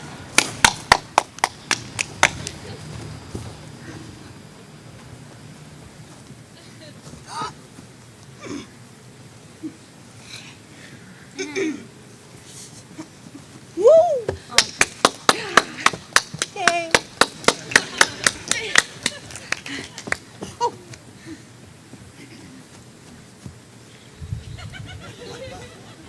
Les rêves des amoureux sont comme le bon vin. de la joie ou plein du chagrin. Affaibli par la faim, je suis malheureux. Longtemps chemin, tout ce que je peux, car rien n'est gratuit dans la vie. L'espoir est un plat bien trop vite consommé. Et à sauter les repas, je suis habituée. Un voleur solitaire et triste à nourrir.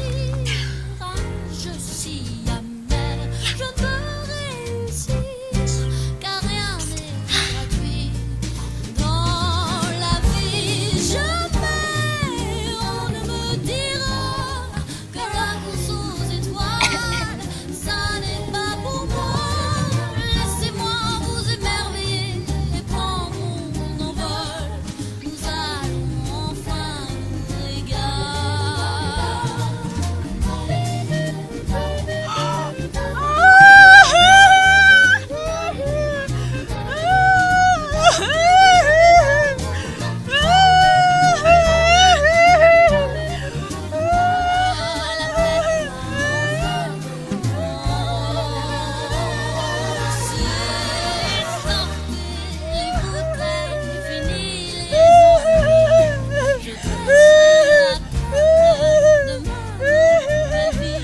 Je suis heureux à l'idée de ce nouveau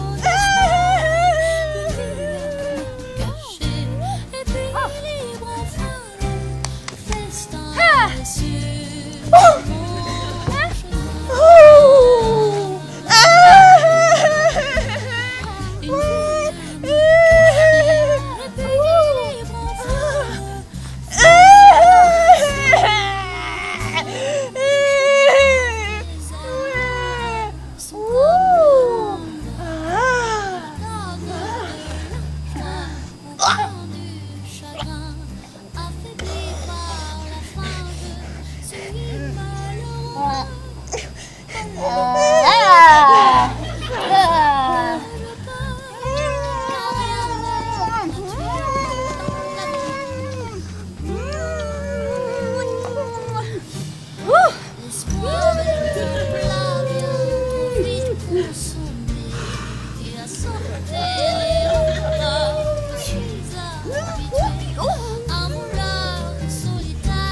What means this, my lord? This is mishing melecho. It means mischief. Belike this show imports the argument of the play? I will know by this fellow here.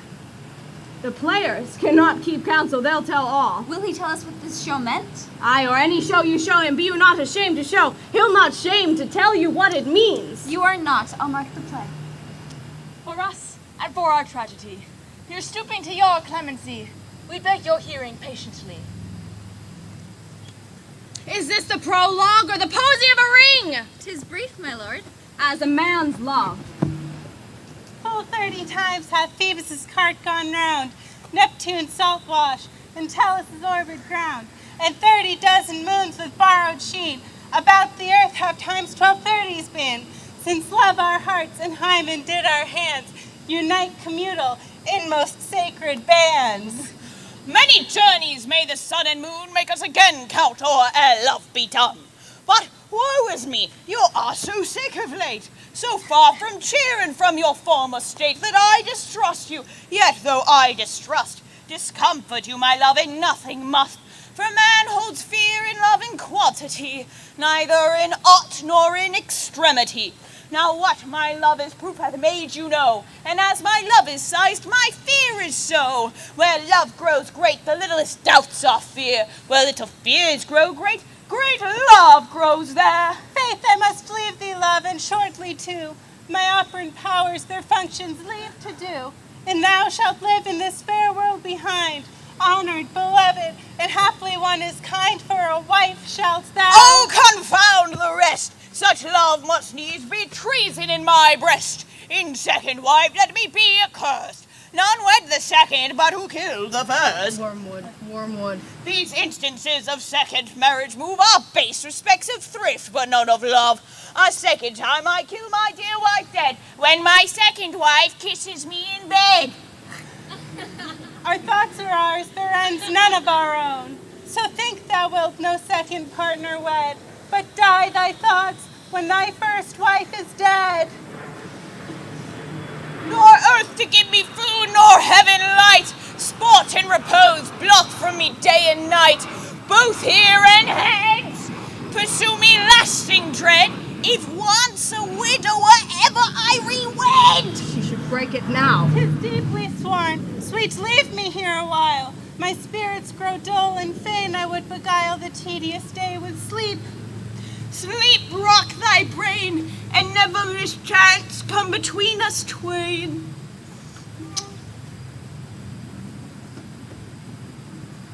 Father, how like you this play? The fellow doth protest too much, methinks. Oh, but he'll keep his word. Have you heard the argument? Is there no offense in it? No. They do but jest. Poison in jest, no offense in the world. What do you call the play? The Mousetrap. Mary, how? Tropically, this play is the image of a murder done in Vienna. Gonzago is the Duchess's name. Her love, Baptista, you shall see anon. 'Tis a knavish piece of work, but what of it? Your Majesty and we that have free souls, it touches us not. Let the gullet jade wince. Our withers are unwrung. This one is Lucianus, niece to the queen. You are as good as a chorus, my lord. I could interpret between you and your love if I could see the puppets dallying. You are keen, my lord, you are keen. It cost you a groaning to take off my edge. Still better. Worse. As you must take your husband's. Begin, murder, a pox! Leave thy damnable faces and begin. Come, the croaking raven doth bellow for revenge. Thoughts black, hands apt, drugs spit in time agree. Confederate season, else no creature seeing. Thou mixture rank of midnight weeds collected with a gates ban. Thrice blasted, thrice infected. Thy natural magic and dire property, unwholesome life. Yeah, usurped immediately. She kills her in the garden for his estate. You shall see anon how the murderer gets the love of Gonzago's husband. The queen rises. What? Frighted with false fire? How fares my lady? Give her the play. Give me some light away! Light!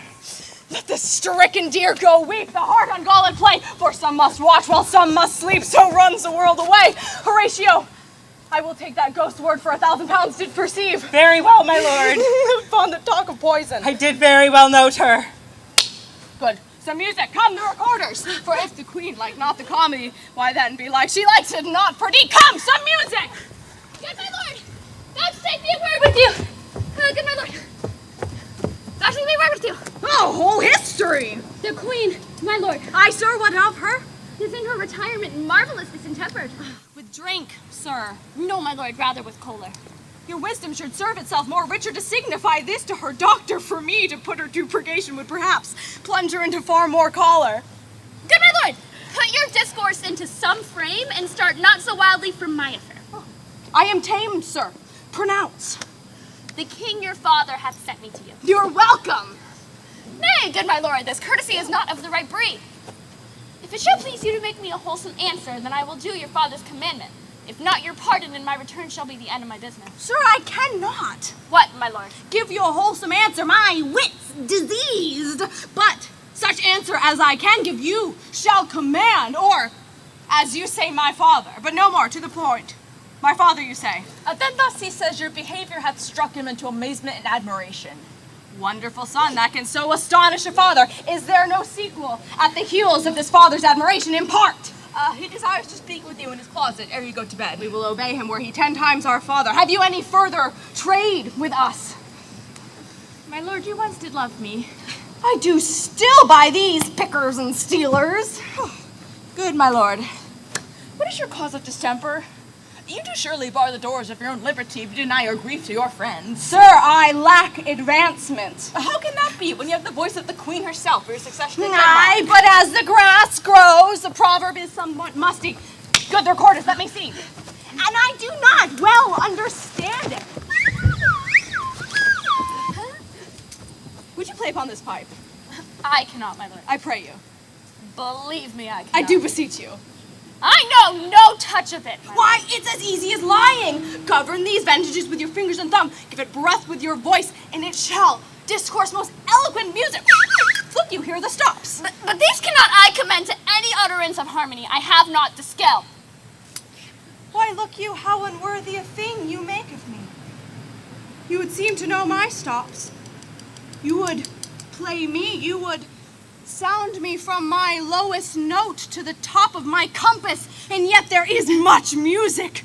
Excellent voice in this tiny organ, yet cannot you make it speak? Splud! Do you think I am easier to be played upon than a pipe? Call me what instrument you will. Though you can fret me, you shall not play upon me. God bless you, sir! My lord, the king your father would speak with you, and presently. You see yonder cloud in shape of a camel?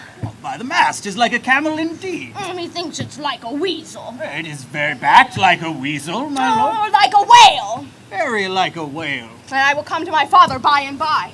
They fool me to the top of my bent. I will come by and by. I shall say so. By and by is easily said. Now is the very witching time of night, when churchyards yawn and hell itself breathes out contagion to the world. Now could I drink hot blood and do such bitter business as the day would quite to look on. But soft, now to my father. Let me be cruel, not unnatural. I will speak daggers to him, but use none. This, my tongue and soul are hypocrites. How in my words soe'er he be shent, to give them seals, never my soul consent.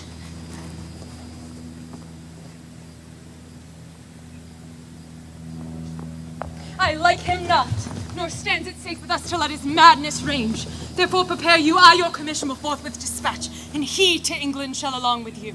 We will ourselves provide. The most holy and religious sphere it is to bring home the many, many bodies that live and feed upon your majesty. The single and peculiar life is bound with all the strength and armor of the mind to keep itself from annoyance, but upon whose spirit and will depend and rest the lives of many. The seat of majesty dies not alone, but like a gulf doth draw its nearest with it. Arm you, I pray you, to this speedy voyage, for we will fetters put upon this fear which now goes too free-footed. We will haste us.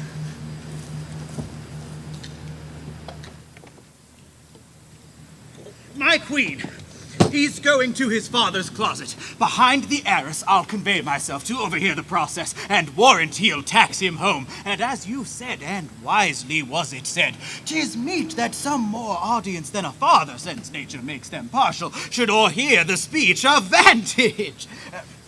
Fare you well, my liege. I will call on you ere you go to bed, and tell you what I know. Thanks, dear my lord.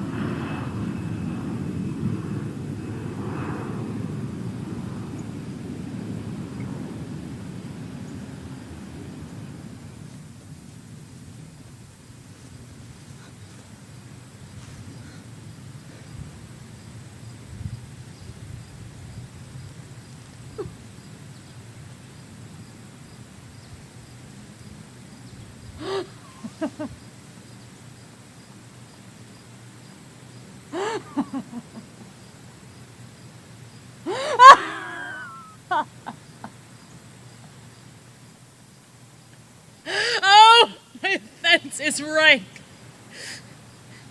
It smells to heaven. It hath the primal eldest curse upon it, a sister's murder. Pray, can I not, though inclination be as sharp as will, my stronger guilt defeats my strong intent. What if this cursed hand were thicker than itself with sister's blood? Is there not rain enough in the sweet heavens to wash it white as snow? Whereto serves mercy but to confront the visage of offense? And what's in prayer but this twofold farce to be forestalled? Ere we come to fall or pardon being down, then I'll look up. My fault is past. But oh, what form of prayer can serve my turn? Forgive me my foul murder. That cannot be, for I am still possessed of those effects for which I did the murder. My crown, my own ambition, and my king. May one be pardoned and retain the offense? In the corrupted currents of this world, offence's gilded hand may shove by justice. And oft 'tis seen the wicked prize itself buys out the law. 'Tis not so above. Help, angels, make, essay, bow, stubborn knees, with heart of strings of steel, be soft as the sinews of a newborn babe. All may be well.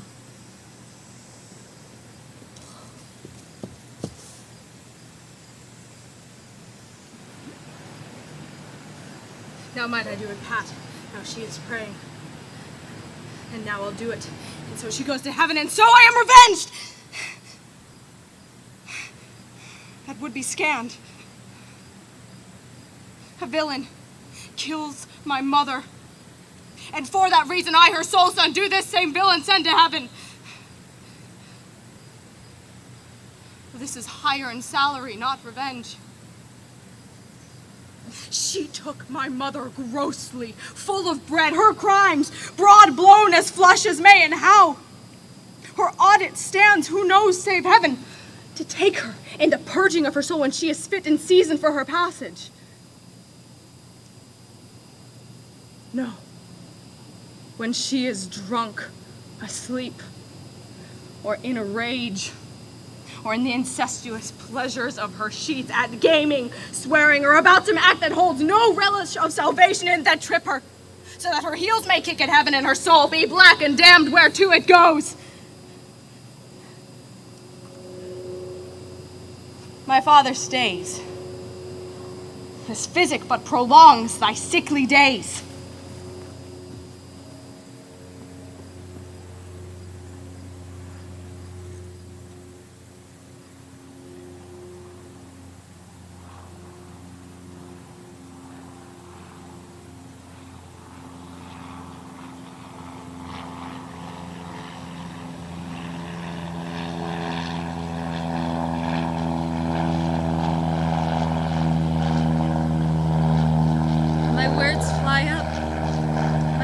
Remain below. Words without thoughts never to heaven go.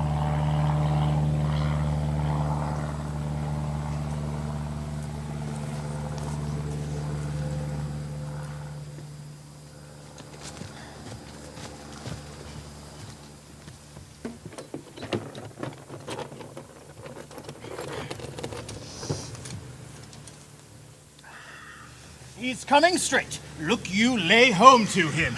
Tell him his pranks have been too broad to bear with, and that your grace hath stood and screened between much heat and him. I'll sconce me even here. Pray you, be round with him. I'll warrant you. Fear me not. Withdraw. I hear him coming. Father! How now, Father? What's the matter? Hamlet, thou hast thy mother much offended. Father, you have my mother much offended. Come, you answer with an idle tongue. Go, you question with a wicked tongue. Why, how now, Hamlet? What's the matter now? Have you forgot me? No, by the rood, not so. You are the king, your dear wife's sister's husband, and would it were not so, you are my father. Nay, then, I'll set those to you that can speak. Come, sit you down. You shall not budge. You go not till I set you up a glass where you may see the inmost part of you. What wilt thou do? Thou wilt not murder me! Help, ho! What, ho? Help! How now, a rat? Dead for a ducat? No! Oh, I am slain. Oh me, what hast thou done? Nay, I know not. 'Tis the queen. Oh, what a rash and bloody deed is this! bloody deed.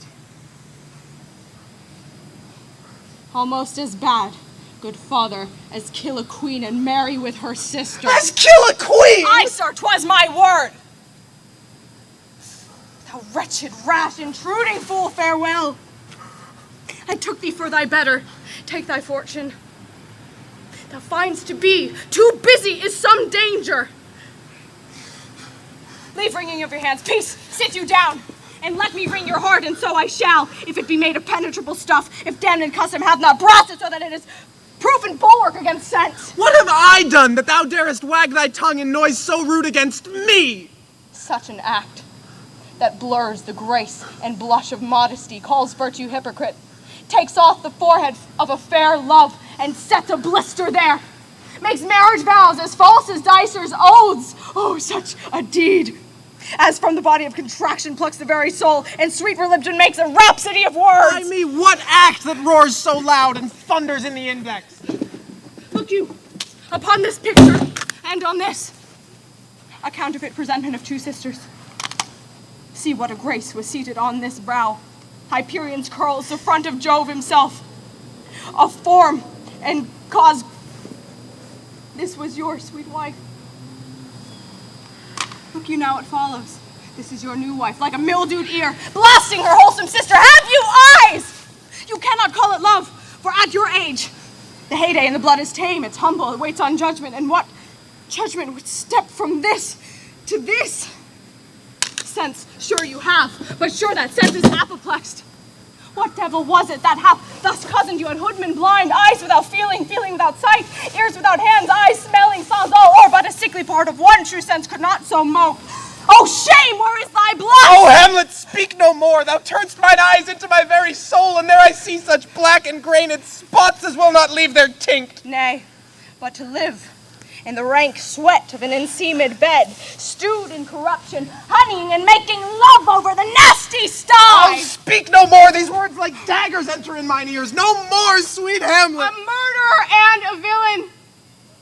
A slave that is not 20th part the tithe of your precedent lord. A vice of queens, a cutpurse to the empire and the rule, that from a shelf the precious diadem stole and put it in her pocket. No more! A sweet queen of shreds and patches. Oh, save me, and hover over me with your wings, you heavenly guards. What would your gracious figure? Alas, he's mad. Do you not come your tardy son to chide, that lapsed in time and passion lets go by the important acting of your dread command? Oh, say, how is it with you, father? Alas, how is it with you that you do bend your eye on vacancy, and with the incorporeal air do hold discourse? O gentle son!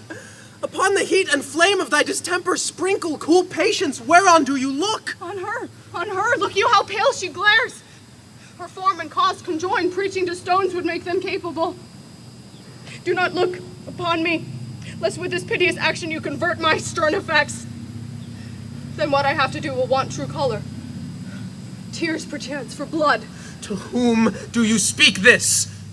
Do you see nothing there? Nothing at all, yet all that is, I see. Nor did you nothing hear? No, nothing but ourselves. Look you, there, look where it goes out the portal. My mother in her habit, as she lived, look where she goes even now. This is the very coinage of your brain. This bodiless creation, ecstasy, is very cunning in. Ecstasy? My pulse as yours doth temperately keep time and makes as healthful music. It is not madness that I have uttered. Put me to the test, and I this matter will reward. Father, for love of grace, confess thyself to heaven. Repent what's past, avoid what is to come, and do not spread the compost on the weeds to make them rancor. Forgive me this my virtue, for in the fatness of these pursy times, virtue itself a vice must pardon beg. Oh, Hamlet, thou hast cleft my heart in twain. Then throw away the worser part of it, and live the purer with the other half. Good night, Father. But go not to my vile aunt's bed. Assume a virtue if you have it not. For this same Lord I do repent. But heaven has pleased it so to punish me with this and this with me, that I must be their scourge and minister. I will bestow him, and will answer well the death I gave him. I must be cruel only to be kind. Thus bad begins and worse remains behind. One word more, good father. What shall I do? Not this. By no means that I bid you do. Let the bloat queen tempt you again to bed, pinch wanton on your cheeks, call you her mouse, and for a pair of reachy kisses, or paddling in your neck with her damned fingers, make you to unravel all this matter out that I essentially am not in madness, but mad in craft. 'Twere good you let her know. For who but a king, fair, sober, wise, must from a paddock, from a bat, a gib, such dear concernings hide? Be thou assured, if words be made of breath and breath of life, I have no life to breathe what thou hast said to me.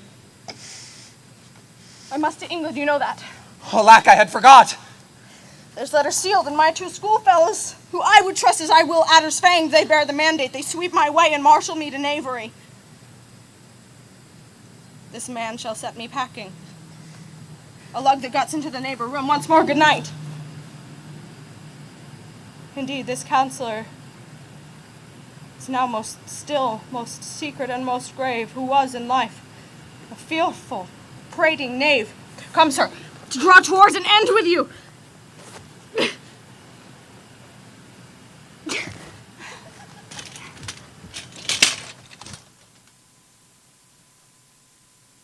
Good night, Father.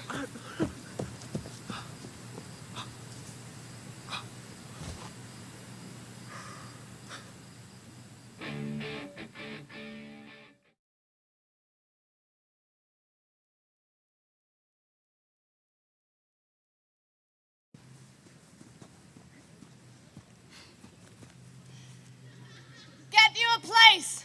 Act 2 is starting.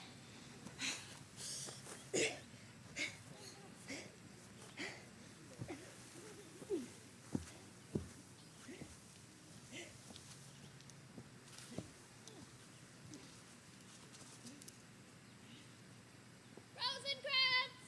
Guildenstern? Rosencrantz! Guildenstern! Val! Rosencrantz! Guildenstern? Rosencrantz? Guildenstern? Rosencrantz! Hey! Hey! What are you doing? There's matter in these sighs, these profound heaves. Where is your son? Bestow this place on us a little while. Oh, my lady, what have I seen tonight? What, Claudius? How does Hamlet? Mad as the sea and wind when both contend which is the mightier.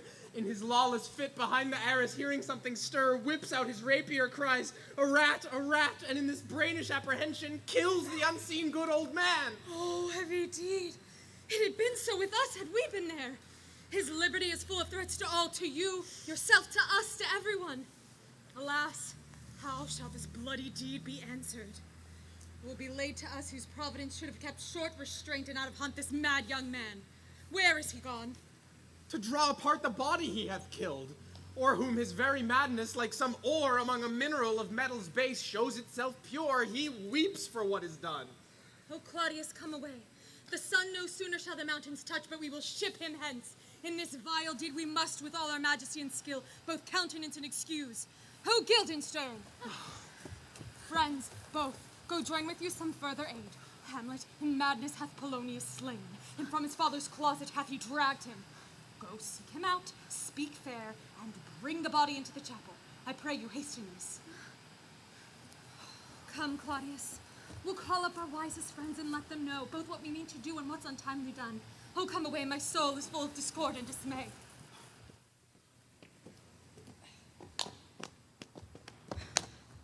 Safely stowed. Lord Hamlet! Who calls on Hamlet! Hamlet? Lord Here they Hamlet! come. Hamlet! Hamlet! What have you done, my lord, with the dead body? Compounded it with dust, whereto 'tis kin. Tell us where it is, that we may take it thence and bear it to the chapel. Do not believe it. Believe what? That I may keep your counsel and not mine own. Besides, to be demanded of a sponge. What replication should be made by the son of a queen? Take you me for a sponge, my lord? Aye, sir, one that soaks up her countenances, her rewards, her authorities, and when she needs what you have gleaned, it is but squeezing you, and sponge you shall be dry again. I understand you not, my lord. I'm glad of it. A knavish speech sleeps in a foolish ear. My lord, you must tell us where the body is and go with us to the queen. The body is not with the queen, but the queen is not with the body. The queen is a thing. A thing, my lord! Of nothing. Take me to her. How now, what hath befallen? Where the dead body is bestowed, my liege, we cannot get from him. But where is he? Without, my lady. Guard it to know your pleasure. Bring him before us. Who killed him, sir?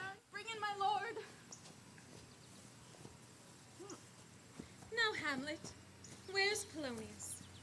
At supper. At supper. Not where he eats, but where he is eaten. Certain convocation of politic worms is eaten at him. Your worm is your only emperor for diet. We fat all creatures, else to fat us, and we fat ourselves for maggots. Your fat king and your lean beggar are but variable service. 2 dishes, but to 1 table. That's the end. Alas, alas. For a man may fish with a worm that hath eaten the king, and may eat of the fish that hath fed on the worm. What dost you mean by this? Nothing, only to show you how a queen may go progress through the guts of a beggar. Where is Polonius? In heaven. Send hither to see. If you find him not there, you may seek him in the other place yourself. But if you find him not within the month, you shall nose him as you go up the stairs to the lobby. Go seek him there. He will stay till ye come. Hamlet, this deed for thine especial safety which we do tender, as we dearly grieve for that which thou hast done, must ship thee hence with fiery quickness. Therefore prepare thyself. The bark is ready and the wind to help the associates tend, and everything is bent for England. For England, good! So is it, if thou knewest our purposes. I could see a cherub that sees that. But come, for England, farewell, father. Thy loving mother! Father!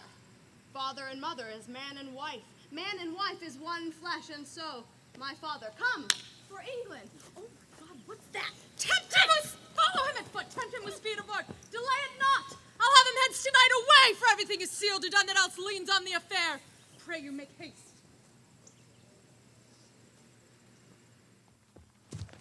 Go, Captain. From me, greet the Danish queen. Tell her that by her conveyance, Fortinbras cures the conveyance of a promised march over her kingdom. You know the rendezvous. If that her majesty would aught with us, let us express it in her eye and let her know so. I will do it, my lord. Go softly on. Good sir, whose powers are these? They are of Norway, sir. How purposed, sir, I pray you. Against some part of Poland. Who commands them, sir? The nephew of old Norway, Fortinbras. Go they against the main of Poland, sir, or for some frontier? Well, truly to speak, and to make no addition, we go to gain a patch of ground that hath in it no profit but the name. Why, then the Pole will never defend it. Yes, it is already garrisoned. 2,000 men and 20,000 ducats could not debate the question of this straw. This is the impostum of much wealth and peace that inward breaks and shows no cause without why the man must die. I humbly thank you, sir. God be with you, sir. Will't please you go, my lord? Go a little before, I'll be with you straight. How all occasions do inform against me and spur my dull revenge. What is a man, if his chief good and market in this life be but to sleep and feed, a beast no more? Sure, he that made us with such large discourse, looking before and after, gave us not that capability and godlike reason to fust in us unused. Now whether it be bestial oblivion, or for some craven scruple of thinking too precisely on the event, a thought which quartered hath 1 part wisdom and ever 3 parts cowardice, I do not know why yet I live to say this thing's to do. Sith I have cause and will and strength and means to do it, examples gross as earth exhort me. Witness an army of such mass and charge, led by a delicate and tender prince, whose spirit with divine ambition puffed makes mouths at the invisible event, exposing what is mortal and unsure to all that danger.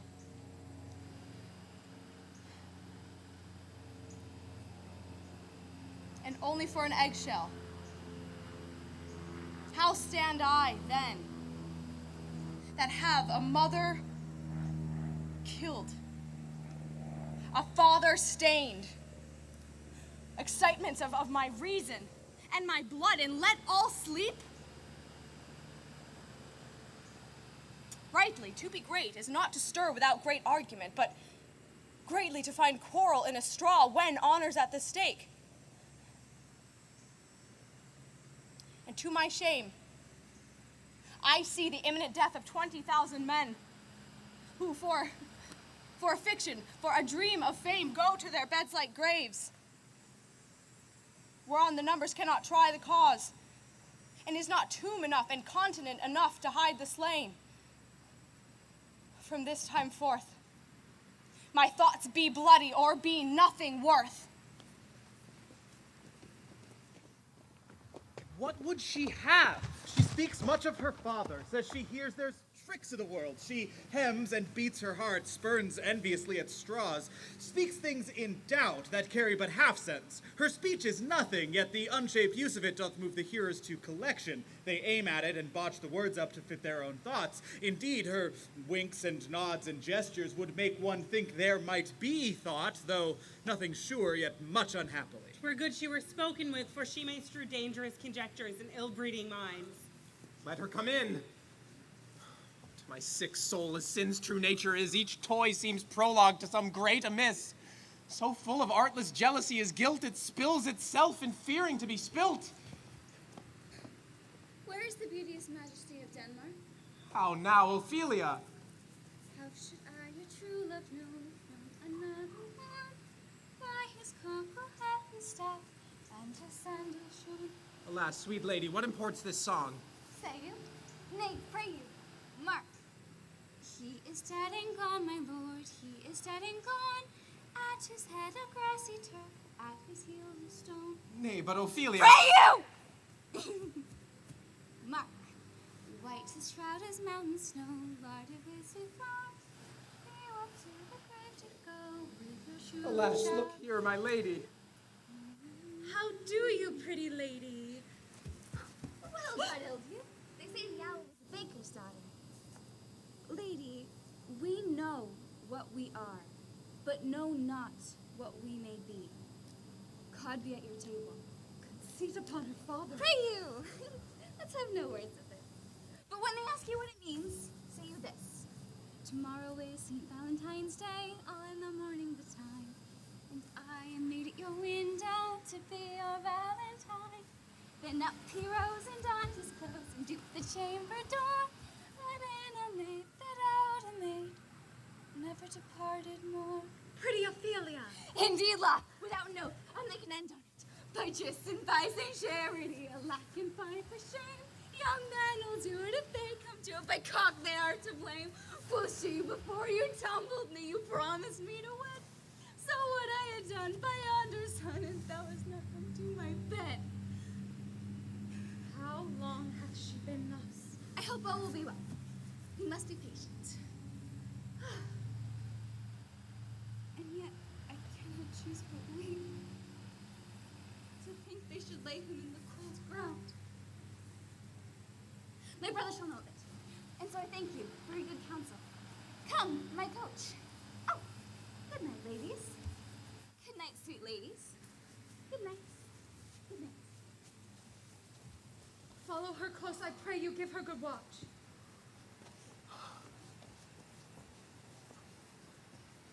Oh, this is the poison of deep grief.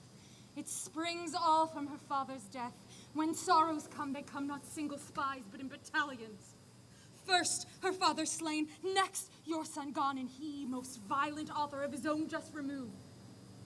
The people muddied thick and unwholesome in their thoughts. The whispers for good Polonius' death, and we have done but greenly and hugger-mugger to inter him. Poor Ophelia, divided from herself and her fair judgment, without the which we are pictures or mere beasts. And last, as much containing as all these, her brother is in secret come from France, feeds on his wonder, keeps himself in clouds and wants not buzzers to infect his ear with pestilent speeches of his father's death. How now, what noise is this? Where are my switzers? Let them guard the door. What is the matter? Save yourself, my queen. The ocean overbearing of his list eats not the flats with more impetuous haste than young Laertes and a riotous head overbears your officers. The rabble call him lord, and as the world were now about to begin, antiquity forgot, custom not known, the ratifiers and props of every word. They cried, choose, we Laertes shall be king. Caps and hands and tongues applauded to the clouds. Laertes shall be king. Laertes king. How cheerfully on the false trail they cry. Oh, this is counter, you false Danish dog. Doors are broke. Where is this queen? Sir, stay you all without. O thou vile queen, Give me my father! Calmly, good Laertes. That drop of blood that's calm proclaims me bastard! Cries cockle to my father, breads the harlot even here!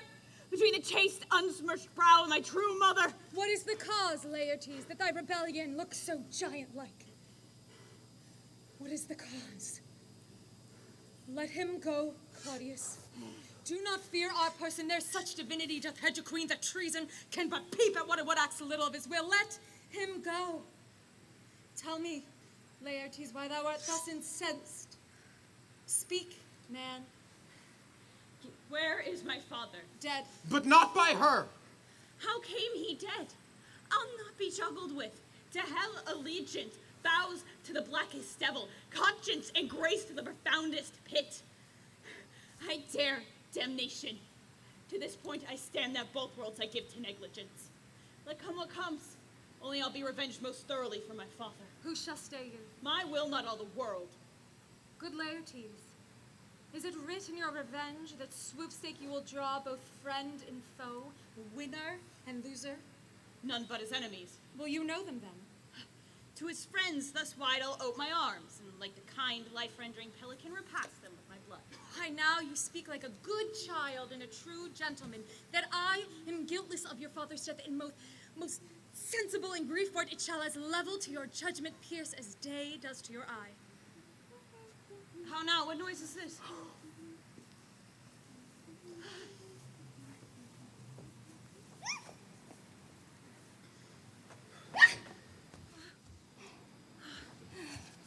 Oh, heat, dry up my brains. Tears 7 times salt burn the sense and virtue of mine eye. Oh, heavens, thy madness shall be paid by weight. Oh, Rose of May, dear maid, kind sister, sweet Ophelia. Oh, is it possible that a maid's wit should be as mortal as an old man's life? Before him there faced on the bier, and in his grave were many tears. Fare you well, my dove. As though they wit and could persuade revenge, it could not move thus. You must sing a downer, you must sing a downer.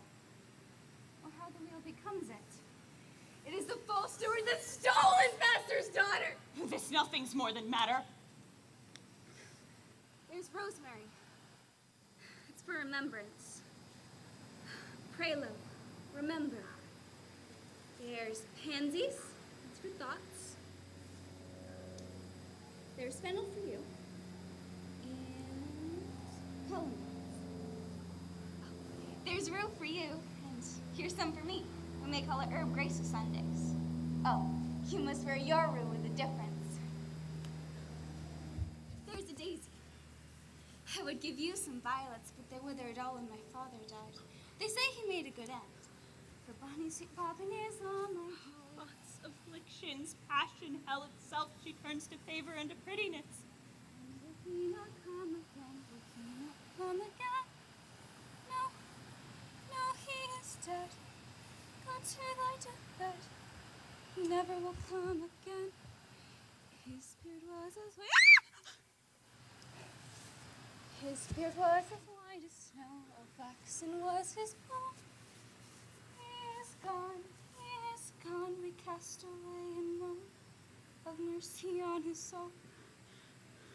And all Christian souls, I pray God. God be with you.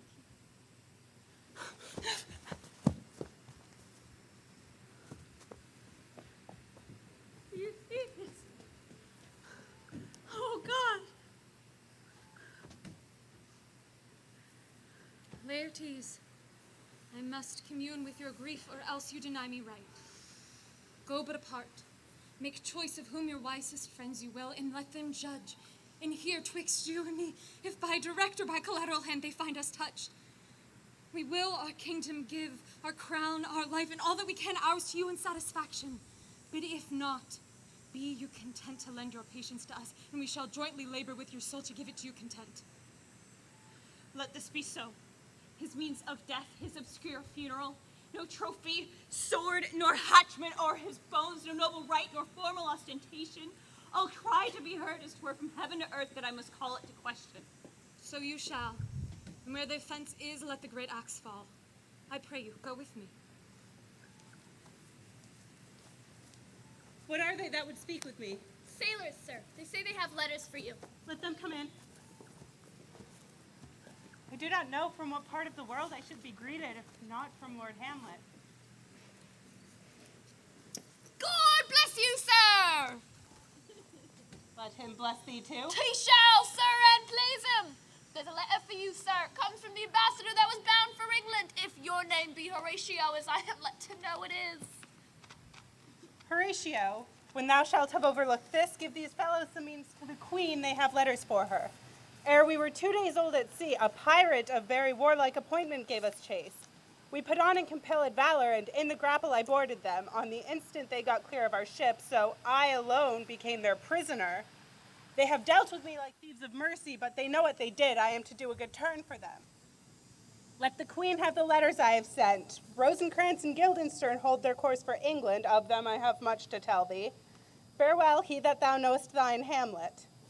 Come, I will give you way for these your letters, and do it the speedier, that you may direct me to him from whom you brought them.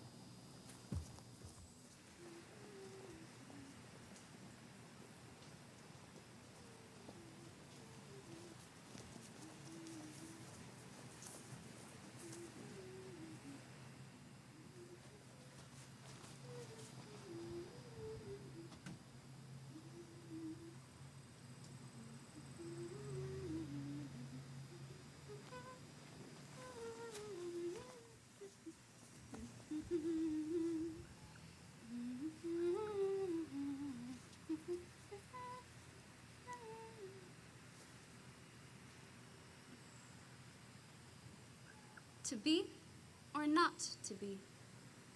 That is the question.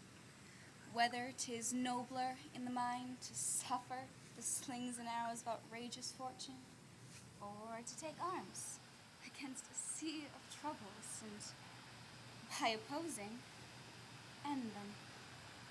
To die, to sleep, no more. And by a sleep to say we end the heartache and the 1,000 natural shocks that flesh is heir to. 'Tis a consummation devoutly to be wished. To die, to sleep perchance to dream. Aye, there's the rub, for in that sleep of death what dreams may come when we have shuffled off this mortal coil must give us pause. There's the respect that makes calamity of so long life. For who would bear the whips and scorns of time, the oppressor's wrongs, the proud man's contumely, the pangs of despised love, the lost delay, the insolence of office, and the spurns the patient merit of the unworthy takes, when he himself might his quietus make with the bare bodkin. Who would fardels pair to grunt and sweat under a weary life? But that the dread of something after death, the undiscovered country from whose bourne no traveler returns, puzzles the will, and makes us rather bear the ills we have than fly to others we know not of. Thus conscience does make cowards of us all, and thus the native hue of resolution is sicklied o'er with the pale cast of thought, and enterprises of great pith and moment, with this regard their currents turn awry, and lose the name of action. Softer now. The fair Ophelia, nymph, in thy orisons be all my sins remembered.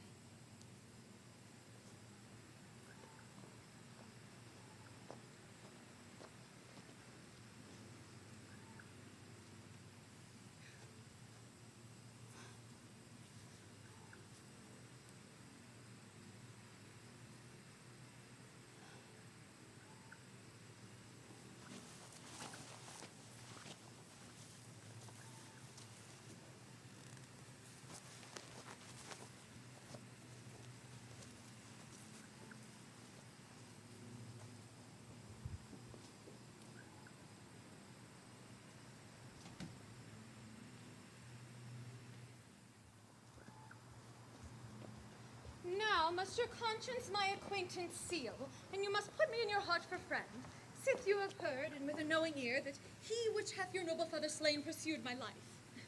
It well appears.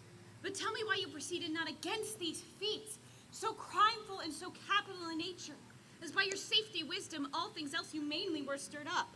Why, for two special reasons, which may to you perhaps seem much unsinewed, but yet to me they are strong. The king, his father, lives by his looks, and for myself, my virtue or my plague, be it either which, he's so conjunctive to my life and soul that as a star moves not but in its sphere, I could not but by him. The other motive is the great love the general gender bear Hamlet. You shall shortly hear more.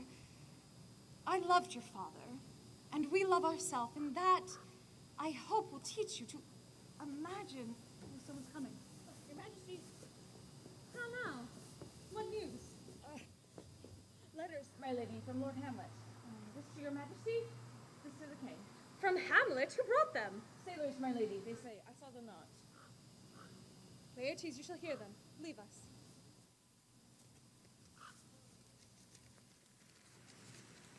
High and mighty, you shall know I am set naked on your kingdom. Tomorrow shall I beg leave to see your queenly eyes, when I shall, first asking your pardon thereunto, recount the occasion of my sudden and most strange return. Hamlet, what should this mean? Are all the rest come back, or is it some abuse and no such thing? Will know you the hand? 'Tis Hamlet's character. Naked. And in a postscript here says alone. Can you advise me? I am lost in it, my queen. But let him come.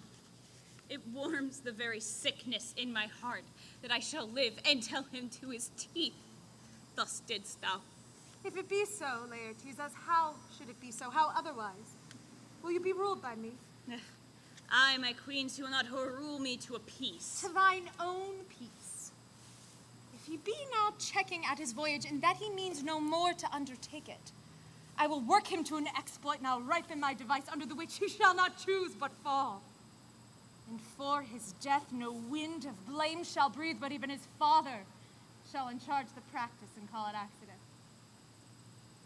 I will be ruled. The rather that you might devise it so that I might be the organ. It falls right.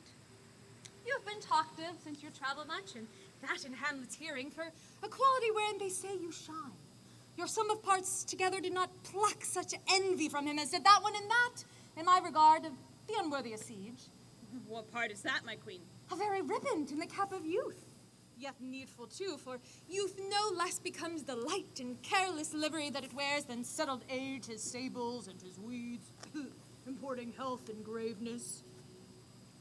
He made confession of you, and gave you such a masterly report for art and exercise in your defense, and for your rapier, most especial that he cried out, 'Twould be a sight indeed if one could match you.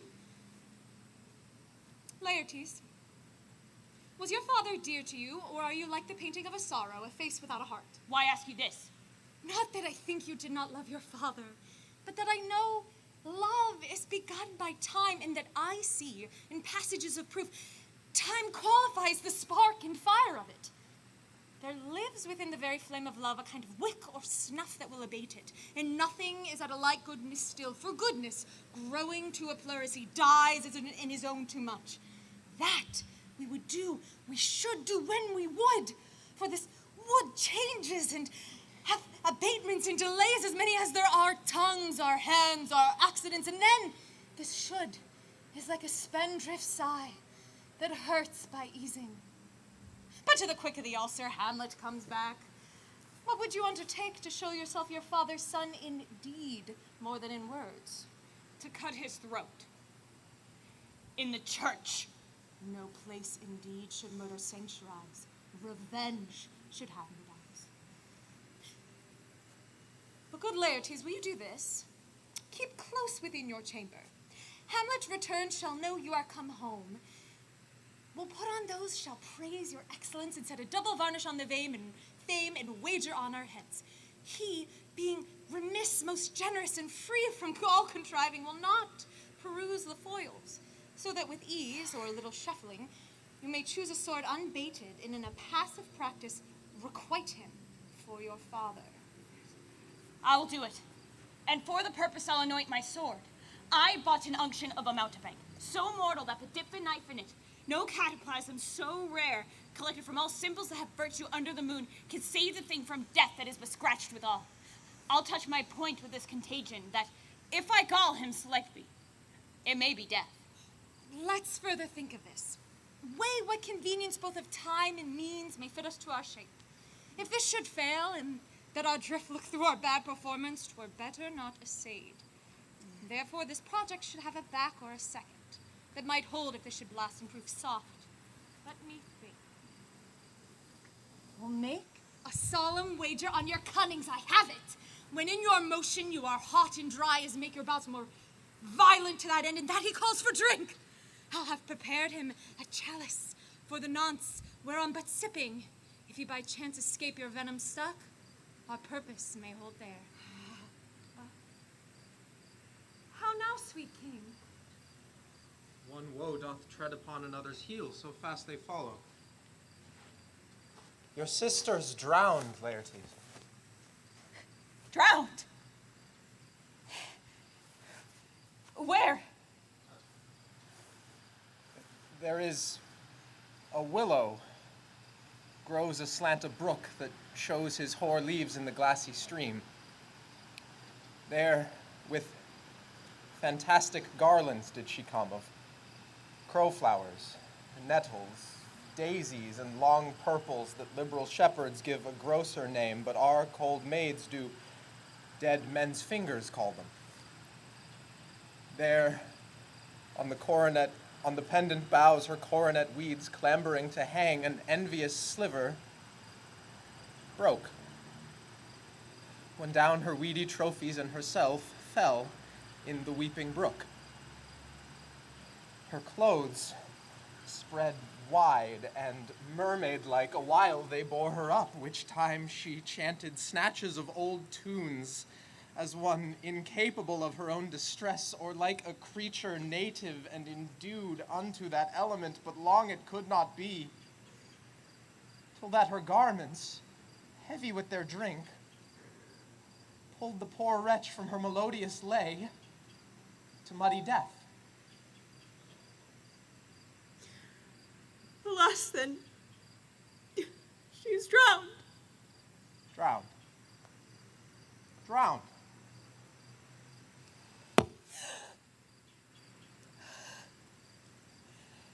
Too much water hadst thou, poor Ophelia, and therefore I forbid my tears. But yet it is our trick. Nature her custom holds. Let shame say what it will. When these are gone, the woman will be out. Adieu, my lords. I had a speech of fire that fain would blaze, but that this folly drowns it.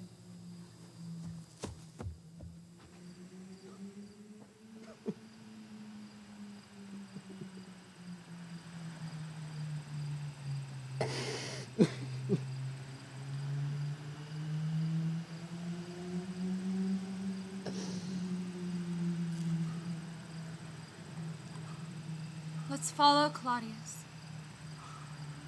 How much I had to do to calm his rage. Now fear I this will give it start again. Therefore, let's follow.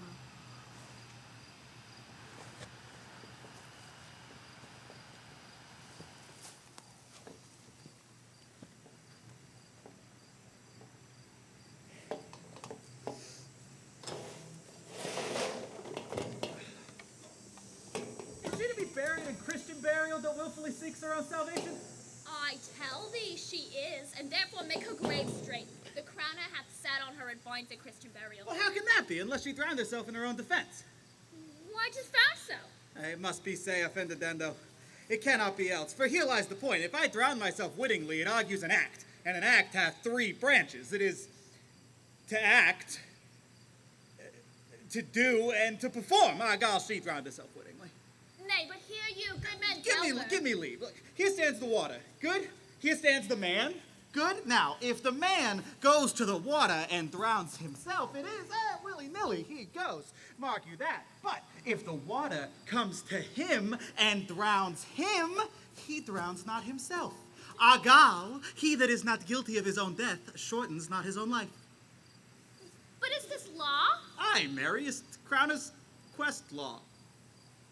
Well, you have the truth on it. If she had not been a gentlewoman, then she should have been buried out of Christaberry. There thou say'st, and the more pity that great folk have counting in this world to drown or hang themselves more than they're even Christian. Come, my spade, where... Can you hand it? There are no ancient gentlemen, but gardeners, ditchers, and grave makers. They hold up Adam's profession. Was he a gentleman? He was the first that ever bore arms. Why, he had none. What, art a heathen? How dost thou understand the scripture? The scripture says Adam digged. Could he dig without arms? I'll put another question to thee. If thou answerest not to the purpose, confess thyself. Go to. Who is he that builds stronger than a mason, a shipwright, and a carpenter?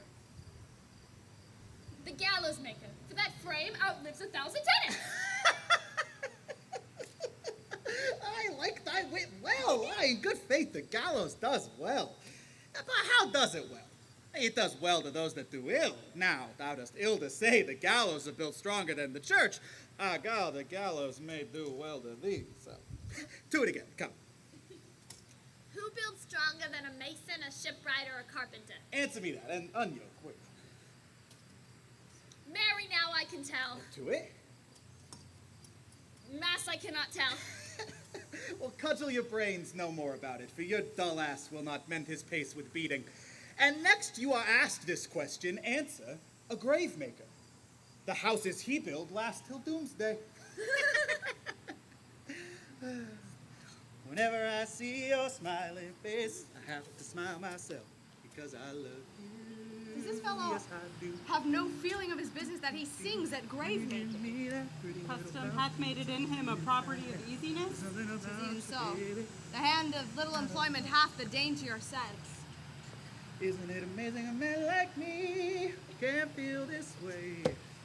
Tell me That how much longer skull had it a grows tongue in it and could stronger sing once. every How the day. knave jowls it to the ground as if it were Cain's jawbone did the first murder. This might be the pate of a politician, which this ass now o'erreaches, one that would circumvent God, might it not? It might, my lord. Or of a courtier, one that would say, Good morrow, sweet lord, how dost thou, good lord? This might be my lord, such a one, that would praise my lord, such a one's horse when he meant to beg it, might it not? Aye, my lord. Here's fine revolution, and we have the trick to see it. But these bones cost no more the breeding than be played at loggets with them. Mine ache to think on it. Tell me how Tell me how much longer Look, it there's grows another. stronger every day. Why might that not be the skull of a lawyer? Where be his quiddities now? His quillets, his cases, his tenures, and his tricks? And why does he suffer this rude knave to knock him about the sconce with a dirty shovel and will not tell him of his action of battery, huh? He might in his time have been a buyer of great lands. Is this the fine of his fines and his recoveries to have his fine pate be full of fine dirt? And must the inheritor himself have no more, huh? Not a jot more, my lord. It's not parchment made of sheepskins. Aye, my lord, and of calfskins, too. There be sheep and calves that seek assurance in that. I'll speak to this fellow. Whose grave is this, sirrah? Mine, sir. No one can tell me that I'm doing I think it be thine, for thou liest in it. Well, you lie out on it, sir, and therefore it is not yours. For my part, I do not lie in it, yet it is mine. Thou dost lie in it. To be in it and say it is thine, 'tis for the dead, not the quick. Therefore thou liest. 'Tis a quick lie, sir. 'Twill away gain from me to you. What man dost thou bury it for? For no man, sir. What woman then? For none. Neither. Who is to be buried in it? One that was a woman, sir, but rest her soul, she's dead. How absolute the knave is. We must speak by the card, Horatio, or equivocation will undo us. By the Lord, Horatio, in these 3 years I have made note of it.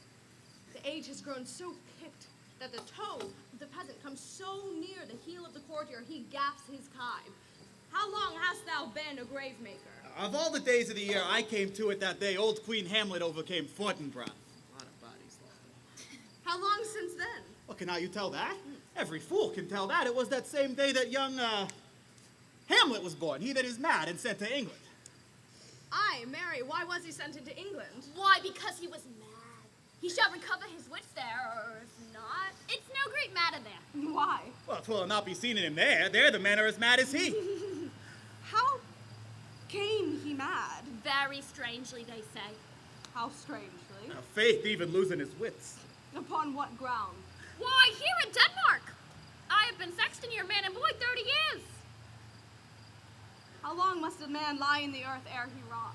If he be not rotten before he die, as we have many pocky corpses nowadays that will scarce hold the lion in, he will last you some 8 year or 9 year. A tanner will last you 9 years. Why he more than another? Why, sir, because his hide is so tanned with his trade that he will keep out water a great while. And your water is a sore decay of your horse and dead body. Here's a skull now. This skull has lain in the earth 23 years. Whose was it? Oh, a sin mad fellows it was. Whose do you think it was? Nay, I know not. Pestilence on him for a mad rogue. Poured a flagon of Rhenish on my head once. This same skull, sir, was Yarrick's skull, the queen's jester. This? Oh! And that! Let me see. I knew him, Horatio. A fellow of infinite jest, of most excellent fancy. He hath borne me on his back 1,000 times.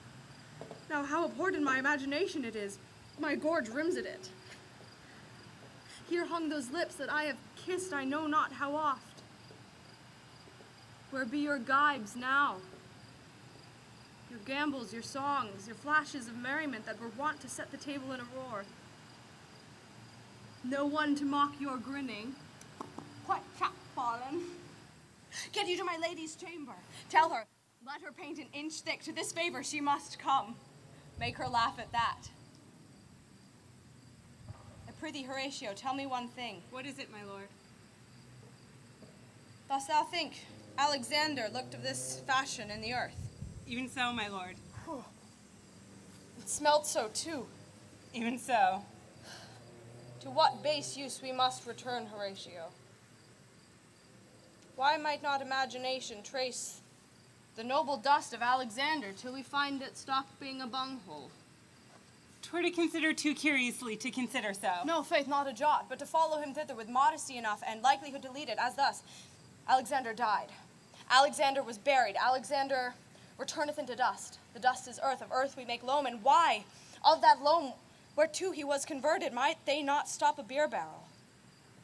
Imperious Caesar, dead and turned to clay, might stop a hole to keep the wind away. Oh, that earth which kept the world in awe might patch a wall to expel the winter flaw. But soft aside. Here comes the queen, the king, the courtiers. Who is it they follow? With such maimed rites, this doth betoken the corpse they follow did with desperate hand forego its own life. 'Twas of some estate. That is Laertes, a very, very noble youth, mark. Lay her near, and from her fair and unpolluted flesh may violets spring. I tell thee, churlish priest, a ministering angel shall my sister be when thou liest howling. What, the fair Ophelia? Sweets to the sweet, farewell. I hope thou shouldst have been my Hamlet's wife. I thought thy bride bed to have decked, sweet maid, and not have strewn thy grave. Treble woeful, 10 times treble on thy cursed head, whose wicked deed thy most ingenious sense deprived thee of. Hold off the earth a while, till I have caught her once more in mine arms. Now pile your dust over the quick and dead, till of this flat a mountain you have made, to o'ertop old Pelion, or the sky's head of blue Olympus. What is he whose grief bears such an emphasis? Whose phrase of sorrow conjures the wandering stars and makes them stand like wonder-wounded hearers? This is I, Hamlet the Dane. The devil take thy soul. Thou prayest not well. I pray thee take thy fingers from my throat. For though I am not splendid and rash, yet I have something in me dangerous, which let your wiseness fear. Hold off thy hand. Hamlet! Let my lord be quiet. For I will fight with him upon the seam until my eyelids can no longer wag. Oh, my son, what theme? I loved Ophelia. 40,000 brothers with all their quantity of love could not make up my sum. What wilt thou do for her? Oh, he is mad, Laertes. For love of God, forbear him. Swoons, show me. What wilt thou do? Would weep, would fight, would fast, would tear thyself. Drink a beetle, eat a crocodile, I'll do it. Dost thou come here to whine, to outface me by leaping in her grave? Be buried quick with her, and so will I. I'll rant as well as thou. This is mere madness, and thus a while the fit will work on him. Anon, as patient as the female dove, when that her golden couplets are disclosed, his silence will sit drooping. Hear you, sir. What is the reason you have used me thus? I loved you ever. But no matter. Let Hercules do what he may. The cat will mew, and dog will have his day. I pray you, good Horatio, wait upon him.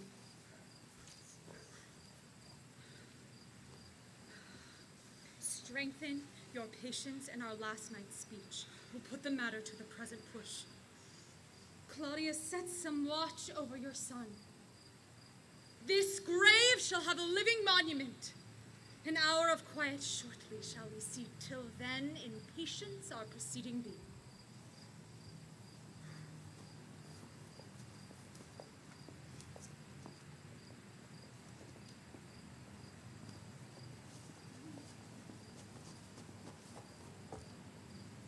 No more for that. Now shall you hear the other. Do you remember all the circumstance? Remember it, my lord. There was a kind of fighting in my heart that would not let me sleep. Methought I lay worse than the mutines and the bilboes. Rashly. Praise be rashness for it.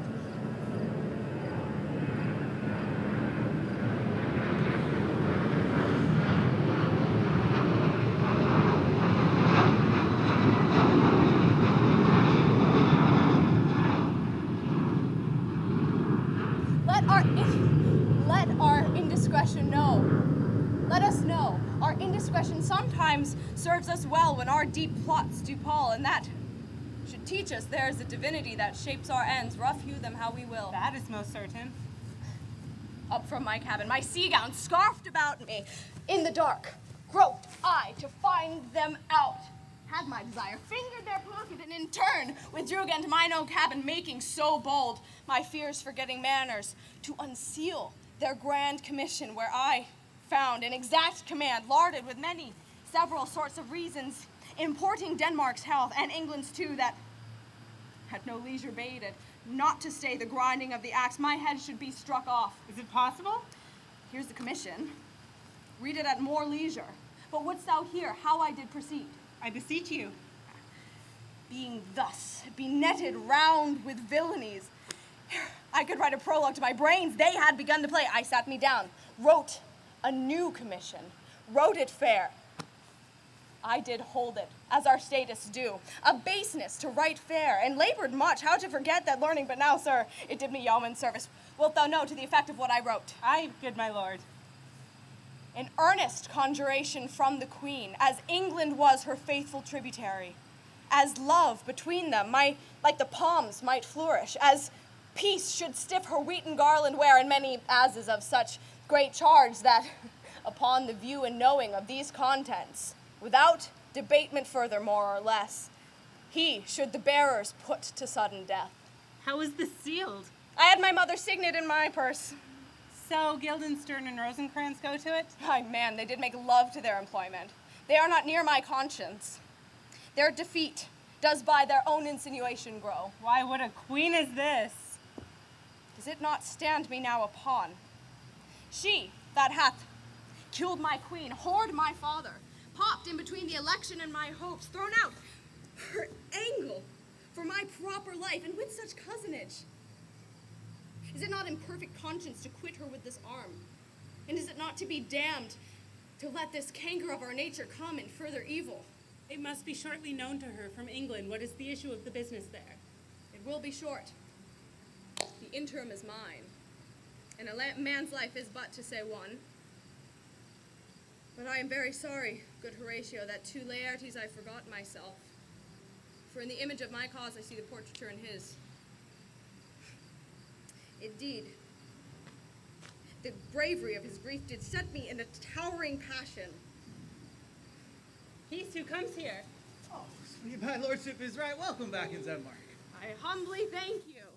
Dost thou know this waterfly? No, my good lord. Your state is the more gracious, for 'tis a vice to know him. He hath much land and fertile. Let a beast be lord of beasts, and he shall stand at the queen's mess. 'Tis a chuff, but as I say, spacious in the possession of dirt. Sweet my lord, if your lordship were at leisure, I should impart a thing to you from her majesty. I receive it with all diligence of spirit. Put thy bonnet to its right use, 'tis for the head. Oh, thank you, your lordship. Oh, it is very hot. No, believe me, 'tis very cold. The wind is northerly. It is indifferent cold, my lord.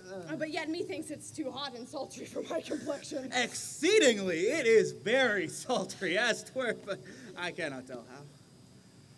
Good, my lord, the queen hath bade me signify to you that she has laid a great wager on your head. Sir, this is the matter. I beseech you, remember. Oh, nay, good my lord, for mine ease. All right, okay. Here is newly come to court, Laertes, an absolute gentleman, full of excellent difference, of most absolute wonderfulness, and indeed a very soft showing in fine society. Indeed, to speak feelingly of him, he's like the card or calendar of gentry. For you would find incontinent what part of him a gentleman would see. Sir, his definement suffers no perdition in you. To the verity of extolment, I hold him to be a soul of great article. Well, your lordship speaks most infallibly of him. The concernacy, sir. Why do we wrap this gentleman in our more raw breath? Sir? Is it not possible to understand in another tongue? You will do it, sir, really. The concernacy, sir. What imports the nomination of this gentleman? Of Laertes. His purse is empty already. All his golden words are spent. Of him, sir. I know you are not ignorant of I would you did, but if you did, it would not well approve me. Well, sir. I know you are not ignorant of what excellence Laertes is. I dare not confess that, lest I be compared with him in excellence. But to know a man well, or to know himself. I mean, sir, for his weapon. For in the imputation laid on him by them, in his meat he's unfellowed. What's his weapon? Rapier and dagger. That's 2 weapons, but well. The queen has wagered 6 Barbary horses, against the which she has imponed 6 French rapiers and poniards, with their assigns and hangers and girdles, and so. 6 Barbary horses against 6 French swords. Why is this impawned, as you call it? Well, the queen has wagered that in a dozen passes between yourself and him, he shall not exceed you like 3 hits. And he hath wagered 12 for 9, and it would come to immediate trial if my lordship would vouchsafe the answer. How, if I answer no? I mean, my lord, the opposition of your person in trial. Sir, I will walk here in this hall. If it please her majesty, 'tis the breathing time of day for me. Let the foils be brought, the gentleman willing, and the queen serve her purpose. I will win for her, and I can. If not, I'll gain nothing but my shame and the few odd hits. Shall I redeliver you even so? To this effect, after what flourish your nature will. I commend my duty to your lordship. Oh, yours. He does well to commend it himself. There are no tongues else for his turn. The slapwing flies away with the shell on his head. He did comply with his dug before he sucked it. Thus has he and many other the same bevy that I know the dressy age dotes on, only got the tune of the time and the outward habit of encounter. You will lose this wager, my lord. I do not think so. Since he went into France, I have been in continual practice. I shall win at the odds. But thou wouldst not know how ills all hear about my heart. 'tis no matter. Nay, good my lord. It is but foolery. 'Tis a kind of gainsgiving that would perhaps trouble a woman. If your mind be opposed to anything, obey it. I will forestall their repair hither and say we're not fit. Not a whit. We defy augury. There is a special providence in the fall of a sparrow. If it be now, 'tis not to come. If it be not to come, it will be now. If it be not now, yet it will come. The readiness is all, since no one has aught of what he leaves. What is it to leave betimes? Let be.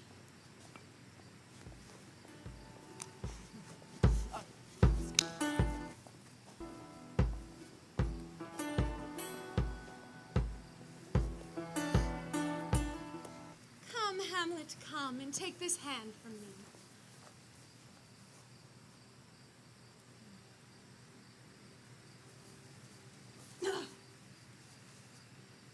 Pardon me, sir. I've done you wrong. But pardon it as you are a gentleman.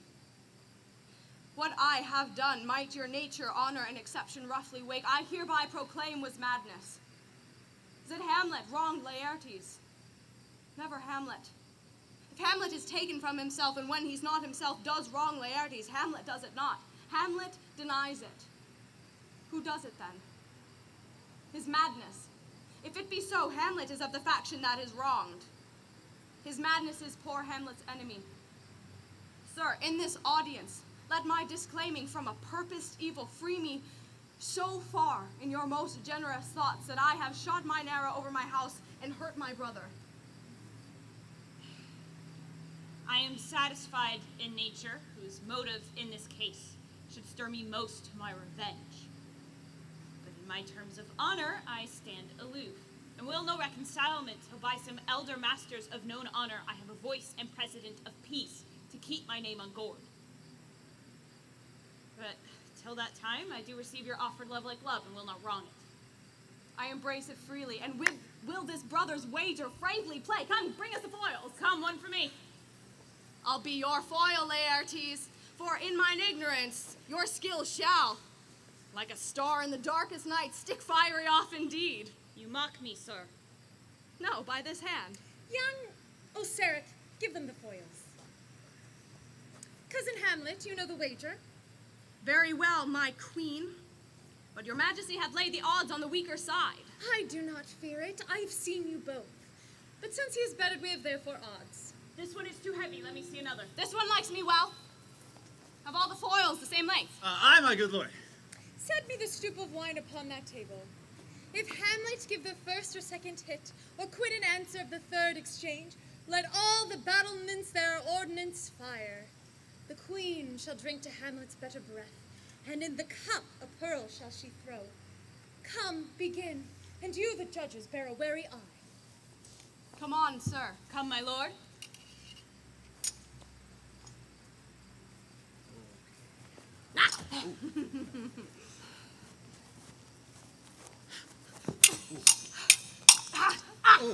One! No! Judgment! A hit, a very palpable hit. Well, again. Stay, Hamlet, this pearl is thine. Here's to thy health. Give him the no, I will play this bout first, set it by a while. Come.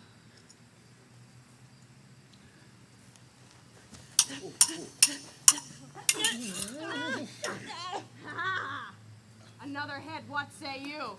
A touch, I do confess. Our son shall win. He's fat and scant of breath. Come, Hamlet, take my napkin, rub thy brows. The king carouses to thy fortune, Hamlet. Good father. Claudius, do not drink. I will, my queen, I pray you pardon me.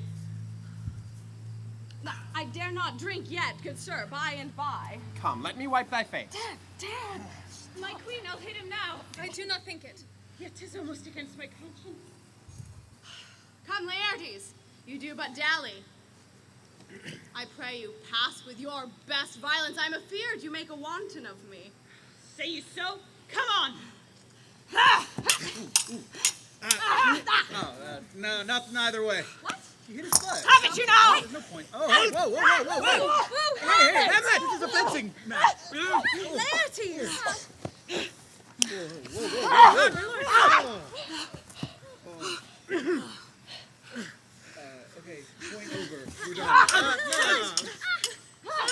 think. Should I? All right. Okay, it's over. It's over. Thunder, you're inside! Nay, come again! No! Look to the king there, ho! We've rode on both sides. How is it, my lord? How is Laertes? Oh, like a woodhawk to mine own sprint, Osric. I am justly killed with mine own treachery. How does the king? He swoons to see them bleed. No, the drink! The drink! Oh, my sweet Hamlet, the drink! The drink! I am poisoned!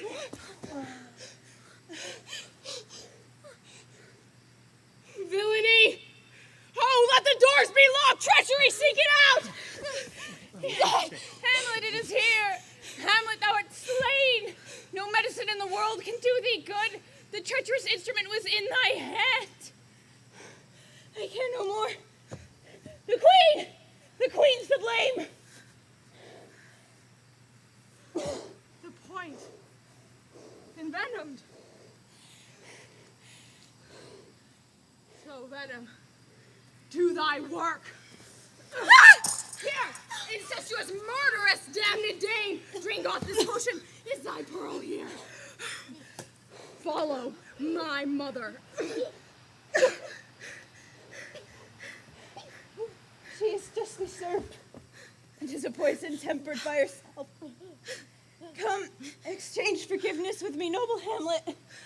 Mine and my father's death come not upon thee, nor thine on me. Heaven make thee free of it. I'll follow thee.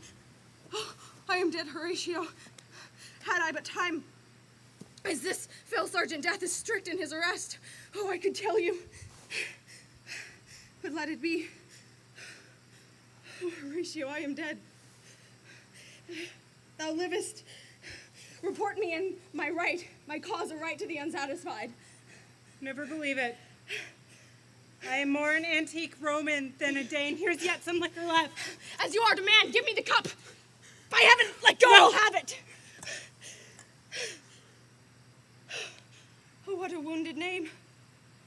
Things standing, thus unknown, shall live behind me.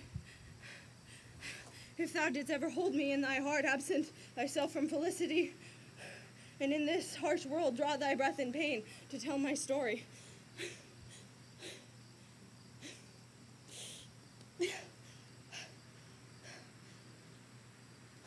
What warlike noise is this? Young Fortinbras with conquest comes from Poland to the English ambassadors gives this warlike volley. Oh, I am dead, Horatio. This potent poison quite o'ercrows my spirit. I cannot live to hear the news from England, but I do prophesy the election lights on Fortinbras. Tell him he has my dying voice. Tell him with all the occurrence, more and less, which has solicited. The rest is silence.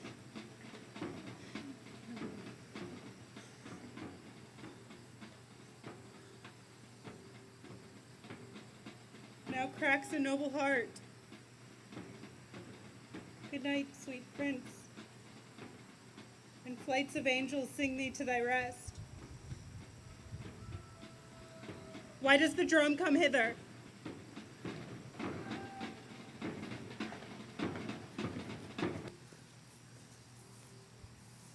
Where is this sight? What is it you would see? If aught of woe or wonder, seize your search. The sight is dismal. And our affairs from England come too late. The ears our census should give us hearing to tell him his commandment is fulfilled, that Rosencrantz and Guildenstern are dead. Where should we have our thanks? Not from his mouth. Had it the ability of life to thank you, he never gave his commandment for their deaths. But since so jump upon this bloody question, you from the Polish wars and you from England are here arrived. Give order that these bodies be placed high on a stage to the view, and let me speak to the yet unknowing world how these things came about. So shall you hear carnal, bloody, and unnatural acts, of accidental judgments and casual slaughters, of death put on by cunning and forced cause, and in this upshot, purposes mistook fallen on the inventors' heads. All this can I truly deliver. Let us hasten to hear it, and call the noblest to the audience. For me with sorrow I embrace my fortune, for I have some rights of memory to this kingdom, and for my claim my vantage doth invite me. Of that I shall have also cause to speak, and from his mouth whose voice will draw on more. But let the same be presently performed even while men's minds are wild, lest more mischance on plots and errors happen. Let four captains bear Hamlet like a soldier to the stage, for he was likely, had he been put on, to have proved most royally. And for his passage, the soldiers' music and the rights of war speak loudly for him. Take up the bodies. Such a sight as this becomes the field, but there shows much amiss. Go, bid the soldiers shoot.